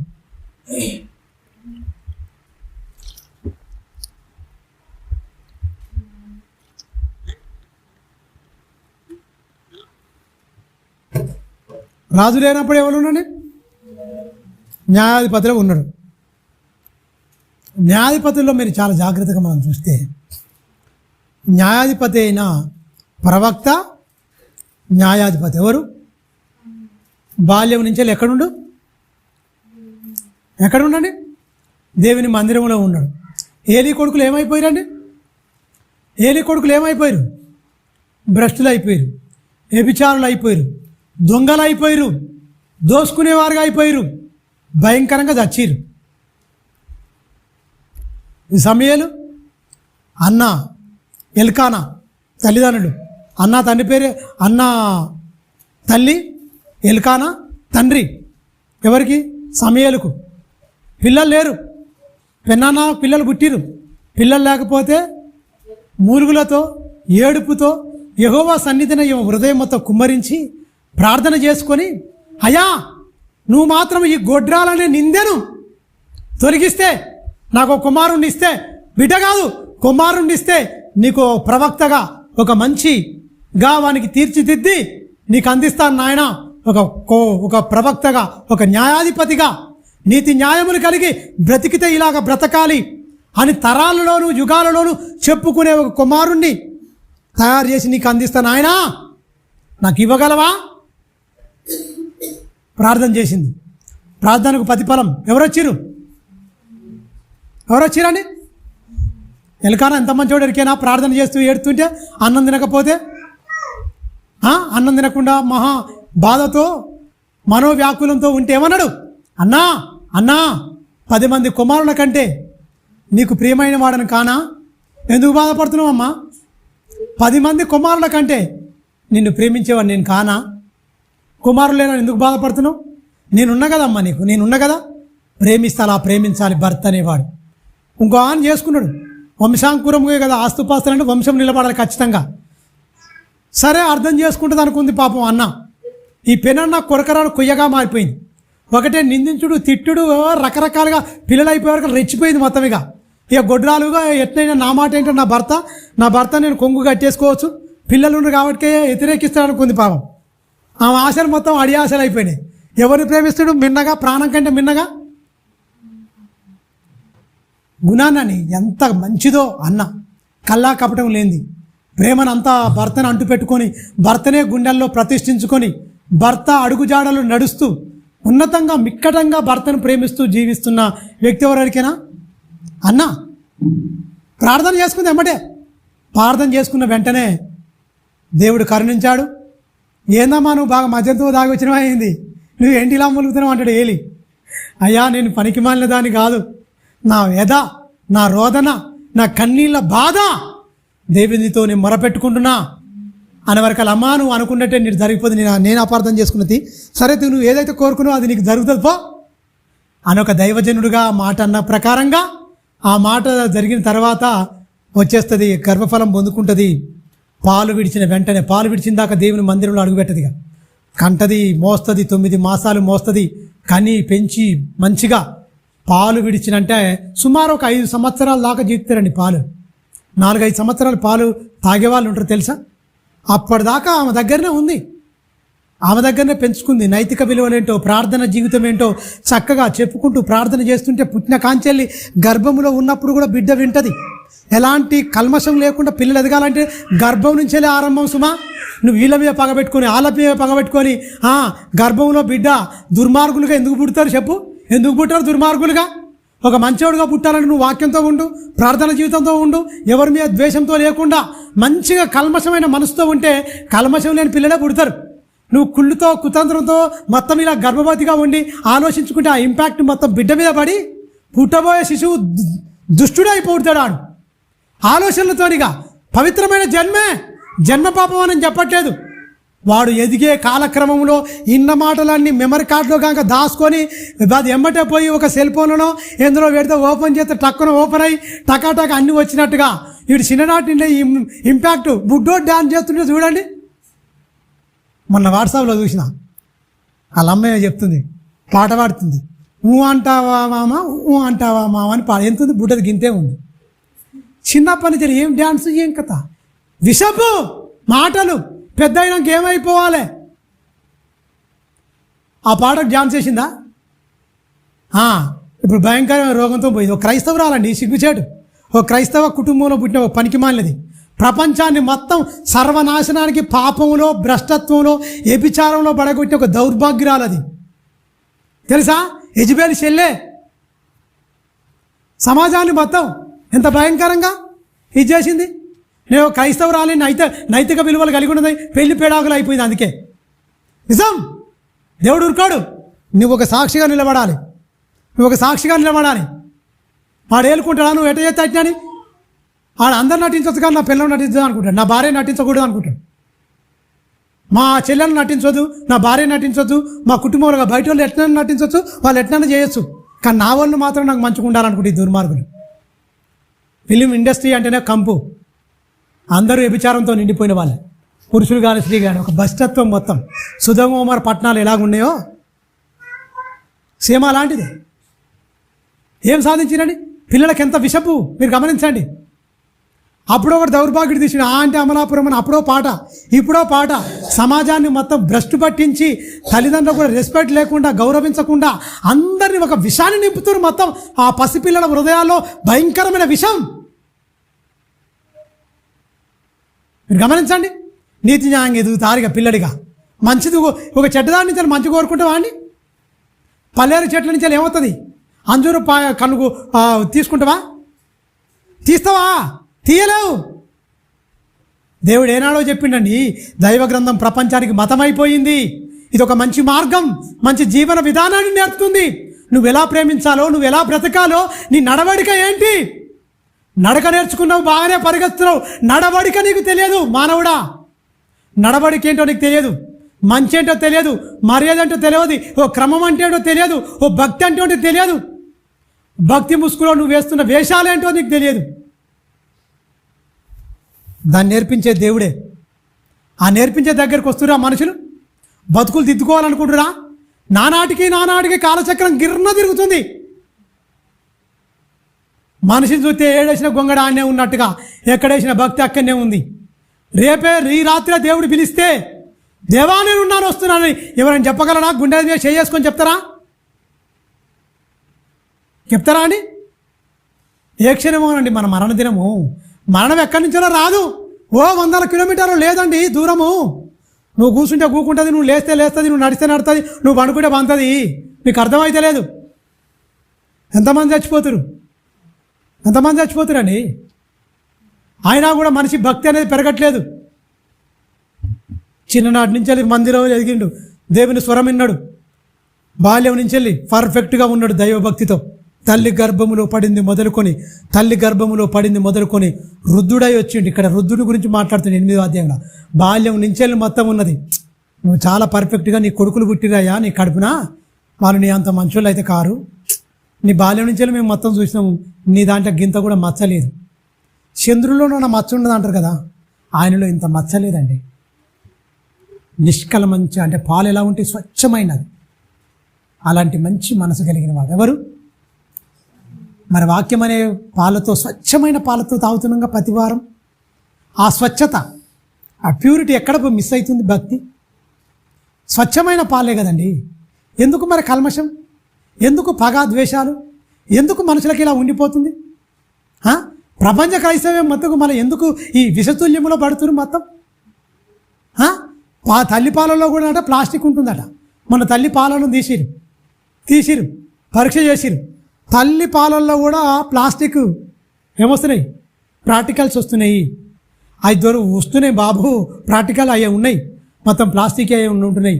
చాలా ఇంత అమేకమైపోయింది, మానవ జీవితంలో భాగమైపోయింది. భూమిలో కప్పు పెడితే ప్లాస్టిక్ 1,00,000 సంవత్సరాలు అది కరిగిపోదట. అది మన శరీరంలో ఒక భాగంగా మారిపోతుందంటే ప్రభుత్వాలు మొత్తుకుంటున్నాయండి, వద్దురా నాయన నిషేధం అని. ప్రగతి నగర్ అనే ఒక ప్రాంతం ఉంటుంది, కుక్కటిపల్లి దాటినాక కొంచెం 4-5 కిలోమీటర్లు పోయినాక. ప్లాస్టిక్ కవరు కనపడుతుంత ఒట్టు, ప్లాస్టిక్ కవర్ కనపడుతుంత ఒట్టు తెలుసా? సొసైటీ మొత్తం ఏర్పడింది, ఒక్కడి కూడా ప్లాస్టిక్ అనేది కనపడకూడదు. అదండి మన సృష్టిలో సొసైటీలో ఏర్పరచుకుంది. ప్లాస్టిక్ ఉండొద్దంటుంది, అన్నిటి మీద పకడ్బందీగా చెప్పుకుంటారు కదా. దేవుడు అనేది మానవ సొసైటీ, పాపం అనేది ఉండదు బిడ్డ నీలో. ప్లాస్టిక్ లేకుండా ఉండాలంటే నియంత్రించుకుందాం అంటారు. మొత్తం నీరు ఆదా చేసుకోవాలి, చెట్లు ఏది పెంచాలి, గ్రీనరీ పెంచాలి, పోటీ ఛాలెంజ్ అంటుర్రు అందరూ. చెట్టు నాటండి, నీళ్ళు పోయండి, ఇంకేమంటారు ప్లాస్టిక్ చేయకుండా రూపుమాపాలి, అన్నిటి ఛాలెంజ్గా తీసుకుంటున్నాడు. యేసుక్రీస్తు ప్రపంచానికి ఇచ్చిన ఛాలెంజ్ ఏం దొరికినా పాపం లేకుండా బతకండి రా అన్నాడు. మనుషులందరూ దీనికి ఛాలెంజ్ కూడా తీసుకుంటాడా? దౌర్భాగ్యం ఏంటంటే క్రైస్తవుడే తీసుకోలేకపోతుంది ఛాలెంజింగ్గా, నేను పరిశుద్ధంగా బ్రతకాలని. తెలుసా? ఛాలెంజ్కి తీసుకుంటూ ఎవరు? సమయాలు తీసుకుంటండి, అంత పర్ఫెక్ట్గా బతికి. 4వ వచనం చూడండి, 8వ అధ్యాయం 4వ వచనం. వచ్చి అడుగు, రామాలో ఉన్నాడు ఈయన, రామాలో ఉన్నదాని దగ్గరికి వచ్చిరు, వచ్చి అడుగుతురు, ఇశ్రాయేలా పెద్దలందరూ కూడి రామాలో సమయాల యుద్ధకు వచ్చి చిత్తగించుము, నీవు వృద్ధుడు అయిపోయినా. బాల్యం నుంచి మొదలుకుంటే వృద్ధుని దాకా ఏం లేదటండి. ఎంత పర్ఫెక్ట్ అని మంచివాడో చెప్తే ఈ మాట చేసి చచ్చిపోవాలి ఎవరైనా సరే, క్రైస్తవుడిగా ఉన్నందుకు. అది విశ్వాస అయినా, అది బోధకుడైనా. నీ కుమారులు నీ ప్రవర్తన వంటి ప్రవర్తన గలవారు కారు గనుక సకల జనుల మర్యాద చొప్పున మాకొక రాజును మాకు ఇయ్యయ్యా, మాకొక రాజును మాకు ఇయ్యయ్యా అన్నాడా. అతడు మాకు న్యాయము తీర్చి ఎవరితో అన్నారు? సమయాలతో అన్నారు. ఈ సర్వ సమాజం ఇశ్రాయేలు పెద్దలందరూ కూడొచ్చి ఈ పబుద్ధులందరూ వచ్చి ఏమన్నారు? సకల జనుల మర్యాద చొప్పున. ఆ ఫిలిస్తీన్లకు రాజున్నాడు, పెరిజీలకు రాజున్నాడు, వీళ్ళందరికీ రాజులు ఉండగా వేరు జాతులకు మాకు కూడా ఒకటి ఏ రాజుని, రాజు కావాలి ఉన్నారు, దేవుడు ఉన్నాడు, న్యాయాధిపతి కావాలి ఉన్నారు, సమయాలు ఉన్నాడు. అంటే దేవుడిగా రాజుగా ఉంటే పనికిరాడా? మంచిగా బతకమంటే అంత ఇబ్బందా? దేవుడే యుద్ధం చేసిండు మీ పక్షాన, గద్ద రెక్కల మీద మోసుకొచ్చినాడు, మిమ్మల్ని అందరినీ మోసుకొచ్చిండు, ఎర్ర సముద్రాన్ని పాయలు చేసిండు, ఆకాశం నుండి మన్నాను కురిపించిండు, పగటి వేళ మేఘస్తంభం అన్నాడు, రాత్రి వేళ అగ్నిస్తంభం అన్నాడు. నీ అరికాళ్ళు ఏమయ్యాడు? నీ చెప్పులు అరగలేదు, నీ బట్టలు మాయలేదు, నీ కాళ్ళకు వాపులు ఎక్కలేదు, ఇంకేం నొప్పి? ఇంతగా పోషించవు ఏ ప్రభుత్వాలను చేస్తాయా? ఇహలోక ప్రభుత్వాలు ఇవ్వడానికి చేస్తాడా చెప్పండి? 6 నెలలు చెప్పులు తగినమంటే మహా ఎక్కువ, తెగిపోవడమే. 40 సంవత్సరాలు ఇప్పుడు వేసుకున్న అంగి ఇంటికి వరకు దుమ్ము, ఇప్పుడు వేసుకున్నాక పొద్దున వేసుకున్నాక సాయంత్రకాలం ఏమైంది? నల్లగా అయిపోద్ది. ఎక్కడ తిరుగుతున్నాడు? జనాల మధ్య. వాళ్ళు ఎక్కడ తిరుగుతారు? ఎడారిలో దుమ్ము ధూళి గాలి భయంకరంగా ఇదిగా ఉంది. వాళ్ళ బట్టలు మాయాలనా వద్దా? ఏ కాటన్ తెచ్చిండు ఆయన? ఏ బాటా కంపెనీ, ఏ పారగాన్ కంపెనీ? ఈ కంపెనీలోని బడాదూరు మొత్తం దాని ముంగట చెప్పులు కూడా అరగలేదట, బట్టలు కూడా మాయ. మరి ఏ సర్ఫ్ ఎక్సెల్ వేస్తావు? ఏ సర్ఫ్ ఎక్సెల్ వేసి ఉతుకుతారండి? ఏరియల్ అంటారు, సర్ఫ్ ఎక్సెల్ అంటారు, ఏరియల్ అంటారు, టై అంటారు, రకరకాలుగా ఏదో చెప్తున్నారు, రిన్ అంటారు, లిక్విడ్ అంటారు, అన్నీ చెప్తారు. అప్పటిదాకా జిగ్గుమని అంటది, తర్వాత మొత్తం నలుపు అయిపోతుంది. మరి 40 సంవత్సరాలు బట్టలు మాయలేదంటే ఏంటి దేవుడు? ఏ ప్రభుత్వాలు చేస్తాయండి ఇలా చేయగలుగుతాయా? నీళ్ళే వేయలేకపోతుంది. బట్టలు ఉతుకుంటాం మహాప్రభు అంటే కడుక్కోరా తుడుచుకోరా, మేము అందేయలేమురా బాబు అంటారు. మరి దేవుడు ఏం చేసిండండి? బండాను కొట్టిండు, నీళ్లు విపరీతంగా సమృద్ధి, నీళ్లు వచ్చుడు నీళ్లు.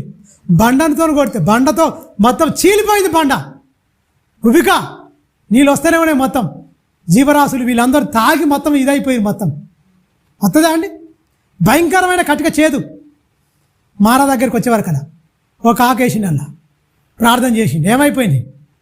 మధురంగా నీళ్ళు మధురం అయిపోతాయండి. మధురంగా తాగుతామంటే తాగుడు, కడుపులు పలుతాడు తాగినాలు ఒక్కొక్కడు విపరీతంగా. అయ్యా మాకు ఆహారం కావాలను దేవుడు ఏం చేసిండు? పూరేలను రప్పించిండు. ఎంత మందం పడేయండి? ఈ చుట్టుపక్కల మొత్తం పాలెం మొత్తం 3 ఫీట్ల హైట్ తోటి మొత్తం పడిపోయినాయి. మొత్తం పూరేళ్ళు మొత్తం తూర్పు గాలి చేత సముద్రం నుంచి వెళ్ళి పూరేళ్ళు మొత్తం రేపుకొస్తే 3 ఫీట్ల మందం పడ్డాయి. తక్కువ కూర్చుకున్నాడు 100 తూములు. విపరీతంగా తిండి ముక్కుల నుంచి వెళ్ళిపోయింది, మొత్తం నోట్ల నుంచి ముక్కుల నుంచి వెళ్ళింది. అందుకని తిండిపోతులుగా ఉండొద్దు అని చెప్పిండు. అవన్నీ ఎందుకు చెప్పిండు? అసహ్యం, అలా ఉండొద్దు. ప్రతిదానికి ఏముండాలి? లిమిట్ అనేది ఉండాలి. ఉందా? కొత్త కొత్త వంటలు తిందాం, కొత్త కొత్తగా తించేద్దాం. తిండితోనే చచ్చిపోతారు చూడు జనం మొత్తం. ఆనాడు ఇశ్రాయేల్ తిండితోనే ఎలా చచ్చిపోయారో ఈరోజు ఈ రుచి ఆ రుచి ఆ రుచులన్నీ తింటారు, భయంకర రోగాలు తెచ్చుకుంటారు, దాని ఆరోగ్యం చచ్చిపోతారు. అంతే సమాజం ఇట్ట చచ్చిపోద్ది తెలుసా? దేవుని పరిపాలన కింద ఉండాలండి. ఇవన్నీ భయంకరమైన ఆలోచించి ఒరే దేవుని పరిపాలన వద్దంటారని బాధపడి ప్రార్థన చేస్తుంటాడు. దేవుని ప్రార్థన ఎట్లా అయ్యా ఏంది అంటాడు. ఎవరు? సమయాలు దినంగానే అతనికి అది ప్రతికూలంగా లేదు, ఉండదు. సమయాలకు ఉండదు. అరే నేను రుద్దున్న అయిపోయినా, ఇన్ని రోజులు మంచిగా సజీవంగా పరిపాలన జరిగింది, న్యాయాధిపతిగా నేనున్నా, దేవుడు పరిపాలకుడుగా ఉన్నాడు, దేవుని వాక్కు నాకు చెప్పినట్టుగా నేను తీర్చిన మంచిగా ఉంది, ఇప్పటి వరకు మాకు చాలా బాగుంది అన్ని విధిగా ఉంటే దానికి ఏంటో వారి పిల్లలు వాడు రాజుగా ఉంటే వాని పిల్లలందరూ భోగతలుగా మారిపోతారు, రొట్టెలుగా కాల్చేవారుగా మారిపోతారు, గుర్రాలు మేపేవారుగా మారిపోతారు, రథముల ముంగడ పిల్లలు పరిగెత్తేవారుగా మారిపోతారు, జీతగానుగా మారిపోతారు, మనిషి ఏలేవాడుగా మారిపోతారు. ఇది ఉండకూడదు. ఏం తండ్రి ఇలా కోరుకుంటారు వీళ్ళు అని బాధపడి దేవునితో ఒక మాట అంటుంటే దేవుడు ఎంత బాధపడుతుందో మీరు గమనించండి. అక్కడ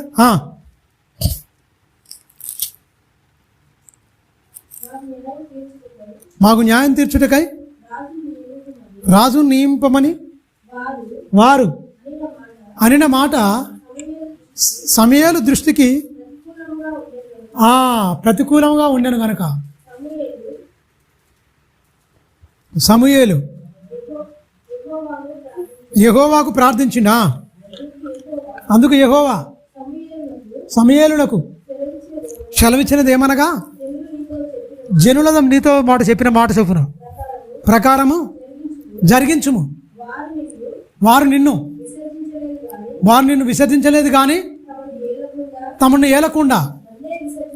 ఏమంటుండు దేవుడు?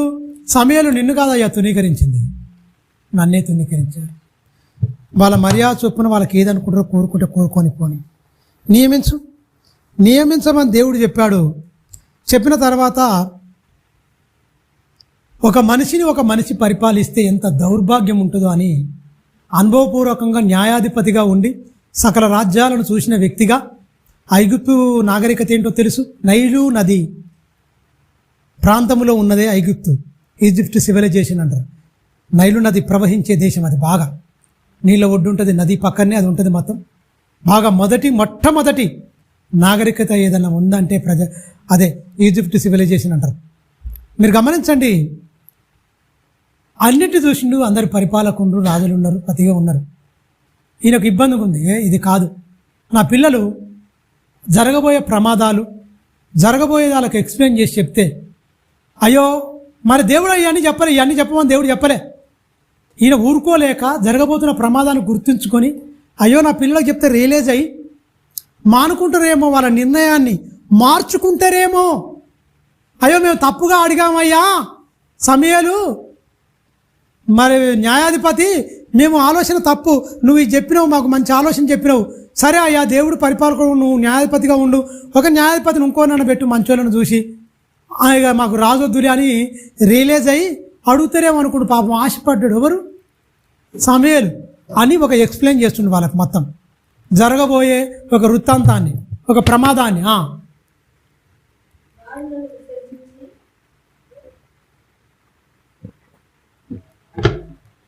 వారు నన్ను విసర్జించి ఇతర దేవతలను పూజించి నేను ఐగుప్తులో నుండి వారు రప్పించిన, అంటే దేవుడు చెప్పుకుంటుండు సమయాలతోని, వారు నేను రప్పించిన నాటి నుండి నేటి వరకు తాము చేయుచూ వచ్చిన కార్యములన్నిటి ప్రకారము వారు నీ ఎడల జరిగించుచున్నట్లు వారు చెప్పిన మాటలను అంగీకరించుము. ఏనాడు నన్ను మంచిగా ఉన్నారు, నేను నా పిల్లలు అనుకున్నా, కానీ ఏనాడు వాళ్ళ హృదయాల్లో నన్ను దేవునిగా వాళ్ళు హృదయంలో ప్రతిష్ఠించుకునే సమయాలు ఐగుప్తు నుంచి విడిపించిన. ఏనాడు నన్ను శోధించక మాన్నారు, ఏనాడు నన్ను ప్రేమించారు, ఏనాడు నా ప్రేమను, నా కరుణా వాత్సల్యమును వాడు ఏనాడు అర్థం చేసుకోరు. ఎప్పుడు తిరుగుబాటే కదా, ఎప్పుడు శోధించడే కదా. నీళ్ళు లేకపోతే సోలుగుడు సనుగుడు, నీళ్ళు లేకపోతే శోధనే, తిండికాడ శోధనే, గునుగుడు సనుగుడే కదా. ఏనాడు నన్ను నా మనసును అర్థం చేసుకొని నా మీద ఆనుకొని బతికిరు వీళ్ళు ఇశ్రాయేలు. కానీ వాళ్ళు ఏం కోరుకుంటారో వాళ్ళ చొప్పున, వాళ్ళు అనుకున్న చొప్పునే కానీ అయ్యా. తండ్రి పడుతున్న ఆవేదన అండి, స్టిల్ ఇప్పటి వరకు తండ్రి మనసు అర్థం కాలేని నేను 100% చెప్పగలను. తండ్రిని అర్థం చేసుకొని తనయులు భూమి మీద బతుకుతున్న క్రైస్తవుడు కోటాను కోట్ల మంది. అంత నీతి న్యాయంలో బతకాలి ఇరికేనా క్రైస్తవుడు అంటే? అంత పర్ఫెక్ట్గా ఉండాలి ఇరికేనా? క్రైస్తవ లోకములో క్రీస్తును కనపరచాలండి. గుణగణాల్లో చూపించాలి, భక్తిలో చూపించాలి, క్యారెక్టర్లో చూపించాలి. క్రైస్తవులు ఎవరిని? క్రీస్తును చూపించాలి. కింద వచ్చాను నాన్న.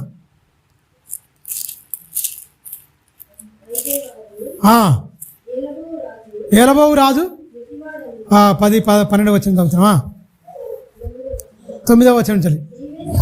నీవే సాక్షివై వారికి దృఢముగా తెలియజేయము. సమూయేలు తన్ను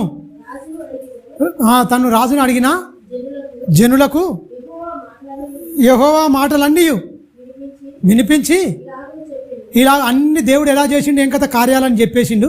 చెప్పిన తర్వాత ఒకటి ఎక్స్ప్లెయిన్ చేస్తుండే, ఏమని? మీరు ఒక మనిషి రాజుగా ఉంటే మిమ్ములను మీరు ఏల్తట్టయితే వాడు ఏం చేస్తాడు ఎరికేనారా? మీ పొలాలను తీసుకుంటాడు, నీ బిడ్డలను తీసుకుంటాడు, నీ ఆడపిల్లలను తీసుకుంటాడు, రొట్టెలు కాల్చుకుంటూ చేసుకుంటాడు, నీ ఆడపిల్లని తీసుకుంటాడు, భోగగత్తెలుగా మారుస్తాడు, నీ పొలాలను తీసుకుంటాడు, వాని దాసులకు పెట్టుకుంటాడు. అన్నీ చెప్పిండండి. అన్నీ చెప్పిన ఈ బుద్ధి లేని మనసులు ఈనరుగా మాకు ఆడే కావాలని కోరుకుండు. ఇంటికి పోయినాక చదవండి, ఆడే కావాలని కోరుకొని ఏం చేసి వీళ్ళు దేవుని బాధించారండి. దేవుని బాధించారు. వాళ్ళకి తగ్గట్టే వాళ్ళ అయింది. ఒక భక్తుడు ఎలా బతకాలో 12వ అధ్యాయం చూడండి. 12వ అధ్యాయం రండి చూద్దాం. 12వ అధ్యాయం 1వ వచనం నుంచి. ఇది క్రైస్తవునికి ప్రతి ఒక్కరికి ఉండవలసిన నైతిక విలువలండి. నీతి సూత్రముల గ్రంథము 12వ అధ్యాయం 1వ వచనం. మొదటి సమూయేలు గ్రంథము 12వ అధ్యాయం 1వ వచనం నుంచి వెళ్ళి. అప్పుడు సమూయేలు ఇశ్రాయేలుతో అందరితో ఇట్లా నేను ఆలకించుడి, మీరు నాతో చెప్పిన మాటలు అంగీకరించి మీ మీద ఒకని రాజుగా నియమించి ఉన్నాను. రాజు మీ కార్యములను జరిగించును. నేను తలని నడిచిన ముసలివాడను. నా కుమారులు మీ మధ్య ఉన్నారు. బాల్యం రికార్డ్ ఎక్కడి నుంచి చేయమంటాడు? బాల్యం అంటే నా బాల్యం నాటి నుంచి మా కుమారులు మీ మధ్య ఉన్నారు. బాల్యం నాటి నుంచి నా జీవితాన్ని చూస్తున్నారు మీరు. నా జీవితం ఏమైంది? తెరిచిన పుస్తకం. ఆయన బాల్యం ఏమైంది? ప్రతి క్రైస్తవుని జీవితము తెరిచిన పుస్తకంగా ఉండాలి. అబద్ధికుడుగా పుండకోరులుగా ఉంటే మన సాక్ష్యం మంచిది కాదు. బాల్యము నుండి నేటి వరకు నేను మీ కార్యములు నేను జరిగించాను, మీకు అన్ని న్యాయం తీర్పించాను, మిమ్మల్ని ప్రేమించాను, మంచి చెడు ప్రతిదీ నేను నెరవేర్చాను. ఇదిగో నేనున్నాను. ఎవరి యొద్దనైనను తీసుకుంటున్నా, ఎవరి గార్ధమునైనను పట్టుకుంటున్నా, ఎవరికైనా అన్యాయం చేసిన ఇశ్రాయేలు 12 గోత్రాల్లో ఎవరికైనా బాధ పెడుతున్నా, న్యాయము నాకు కనపడకుండా ఎవరి యొద్దనైనను లంచం ఏమైనా పుచ్చుకున్నా, అలాగు చేసిన ఎడల యెహోవా సన్నిధిన ఆయన అభిషేకం చేయించిన వాని అంటే రాజు ఎవరినైతే నేను సౌలును నేను అభిషేకించానో అతని ఎదుటనే నేనున్నాను. సర్వ సమాజంగా మిమ్మల్ని ఉన్నారు. ఆయన ఎదుట వాడు నా మీద సాక్ష్యం పలకవలెను. అప్పుడు నేను మీ ఎదుట దాన్ని మరలా నేను మీకు ఇచ్చేదను, మీకు ఇస్తాను. నేను రాజును సాక్ష్యంగా పెడుతున్నా. నేనే అభిషేకించాను. దేవుడు అభిషేకించమన్నాడు. రాజు ఉన్నాడు.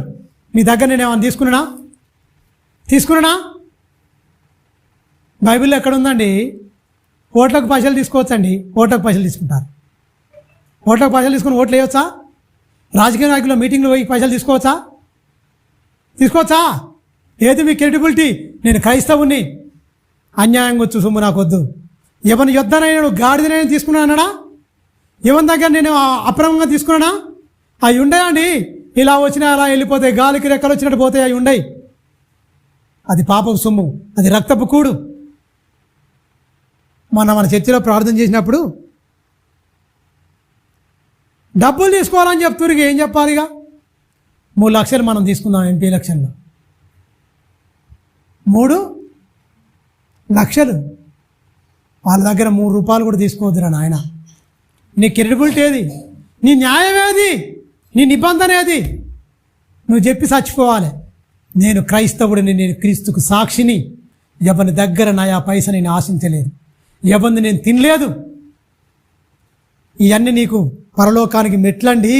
నీ నీతి, నీ సత్యము, నీ యథార్థత, నీ భక్తి. నీ భక్తిని చూసి దేవుడు పొంగిపోవాలి, ఆనందపడాలి. తన దూతల ఎదుట 99 నీతిమంతుల విషయం కంటే పరలోకంలో ఒక పాపి విషయంలో మిగుల సంతోషం. ప్రధాన పాపి అయి ఉన్నాడు సౌలుగా ఉన్నప్పుడు. దేవుని వల్ల కనికరింపబడ్డాను. ఆయన బట్టి దేవుడు సంతోషించలే? సౌలుగా మార్చుకోలే? సౌలు పౌలుగా మారలే? మారేం చేసిండు? బ్రతుకుట నా మట్టుకైతే క్రీస్తే, చావైతే నాకు లాభం. ఉన్నదంతా నేను పెంటతో సమానంగా ఎంచుకున్నా. వద్దు నాకు. ఏ విధము చేతనే నాకు మృతుల్లో నుంచి పునరుత్థానం కలగడానికి నమ్మాలి దేవుణ్ణి. పునరుత్థానంలో నువ్వు జీవించాలి. అందరూ మట్టిపాలైతురు, నువ్వు మట్టిపాలు కాదు. నువ్వు మళ్ళీ జీవిస్తావు. ఆ జీవితం కోసం బతుకు. ఈ లోకం కోసం బతికేది కాదు. ఈ జీవితమే కాదు. కళ్ళుండి చూడవు, చెవులుండి వినబడవు, నోరుండి మాట్లాడదు, కాలికి నడక ఉండదు, చేతులకు పని ఉండదు. గిలాస నీళ్ళు పట్టుకొని తాగాలంటే ఇళ్ళలో ఎవరికి కింద పడిపోయే దినాలుంటాయి. దీనికోసం ఆ బతికేది? ఈ దేహమే రోగాల కుప్ప. ఈ జీవితం కోసం కాదు నమ్మేది, పరలోకం కోసం, నిత్య జీవం కోసం, పునరుత్థానం కోసం. ఆ నిత్య దేవునితో యుగాలు జీవించడానికి బతకాలి. పరలోకపు తండ్రి రాజ్యములో ఎలాంటి వాళ్ళు ఉంటారు? నీతిమంతులు ఉంటారు, యథార్థవంతులు ఉంటారు, పరిశుద్ధులు ఉంటారు, పవిత్రులు ఉంటారు. మనం పరిశుద్ధులుగా ఇక్కడనే బతకాలి, నీతిమంతులుగా ఇక్కడనే. ఈ లోక రాజ్యంలో దొంగలు ఉంటారు, వ్యభిచారం ఉంటారు, క్యారెక్టర్ లేని వాళ్ళు ఉంటారు. ఇక్కడ లంచగొండలు ఉంటారండి. ఇక్కడ అన్ని వర్గాలు ఉంటాయి. మొత్తం నీతిమంతులు ఉంటారు ఈ లోక రాజ్యంలో. ఇహలోక రాజ్యంలో అందరూ పాపులే ఉంటారు. పరలోక రాజ్యంలో అందరూ పవిత్రులు ఉంటారు. నువ్వు పవిత్రుడిగా ఉంటేనే పరలోక రాజ్య సంబంధి. అపవిత్రంగా ఉంటే నువ్వు ఈ లోక రాజ్య సంబంధి. ఈ లోక రాజ్య సంబంధులు పరలోక రాజ్యాన్ని అస్సలు స్వతంత్రించుకోలేరు. మీరు ఆలోచించండి. పరలోక సంబంధులు పరిశుద్ధులుగా ఉంటేనే ఆ లోకాన్ని స్వతంత్రించుకుంటారు, నిరంతరం తండ్రి సన్నిధిలో జీవిస్తారు. పరలోకం అంటే అంత ఆశామాష ఇవ్వడానికి. మీరు గమనించండి. పరలోకపు తండ్రిని కళలు పండించాలంటే మనం పరిశుద్ధులుగా ఉండాలి, యథార్థవంతులు ఉండాలి. సమయాలు చెప్పుకుంటారు, ఎవరి దగ్గర నేను ఏది ఆశించలేదు, నేను ఏది తీసుకోలేదు. వాని ఎండిని, బంగారాన్ని, ఎద్దును, గాడిదను ఎవరి దగ్గర నా బాల్యం నుంచి చూసుకోండి. మీరు ఇప్పుడు నేను తలను నడిచిన వృద్ధుణ్ణి. నా వైపులో ఏదన్నా ఉందా? మహానుభావా నువ్వు తీసుకోలేదయ్యా. సర్వ సమాజం మొత్తం పిలిపించుకుంది. మనం చచ్చిపోయే వారి కల్లా వీడు నీతిమంతుర్రా, బత్తెవాన్లాగా బతికి చచ్చిపోవాలరా, బాందిరా బతుకు అనే అట్టుగా క్రైస్తవుని జీవితం ఉంటేనే వాడు పరలోకం వెళ్తాడు. చేయని బతుకు చేయడా వీడు పోయింది సరిపోయింది చెప్పే అని నీతి మాటలు బతికేదంతా అబద్ధ బతుకు బాంది. వాళ్ళలో నిజం లేదనుకున్నాడు అనుకో, పరలోకం వెళ్తారా అండి? క్రైస్తవులు నీతిమంతులుగా బతకాలి. దేవుని సన్నిధిలో ఒక స్తంభముగా, ఒక ఒలివ మొక్కగా జీవించాలండి. ఆయన మందిరంలో నాటబడిన ఒలివ చెట్టుగా ఉండాలి మనం. ఆ నూనె మంట మంతుంటుంది, దీపం. మనం అలా ఉండాలి. తలలోంచుకోండి, ప్రార్థించుకుందాం. పరలోకమందున్న మా కన్న తండ్రి, నీ ఘనమైన శ్రేష్టమైన నామానికి కృతజ్ఞత స్తుతులు స్తోత్రములు చెల్లిస్తున్నాము తండ్రి. ఇహలోక ప్రభుత్వము తండ్రి నాయన ఏది నెరవేర్చలేదు. అన్నిట్లలో తండ్రి నాయన విఫలమే తప్ప సఫలం కావు. పరలోకమందున్న తండ్రి, నీ రాజ్య పరిపాలన అన్ని సఫలమే. కొన్ని మాటలే తండ్రి పార్ట్ 1గా తండ్రి కొన్ని మాటలు చెప్పాను. 2వ భాగంగా తండ్రి వచ్చే వారం ఆయన చెప్తాను తండ్రి.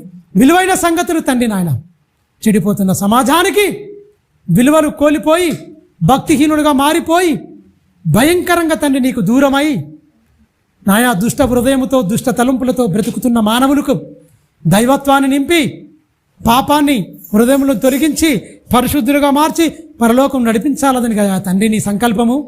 నాయన నీ సంకల్పాన్ని నెరవేర్చడానికి యేసుక్రీస్తు 33.5 సంవత్సరాలు బతికి చూపించి తన దేహంతో తండ్రి 33.5 సంవత్సరాలు పనిచేసి చూపించాడు. నాయనా బతికింది కొద్ది దినములైనా 1000 సంవత్సరాల నుంచి ఆయన చేసిన త్యాగాన్ని చెప్పుకుంటూనే ఉన్నాం.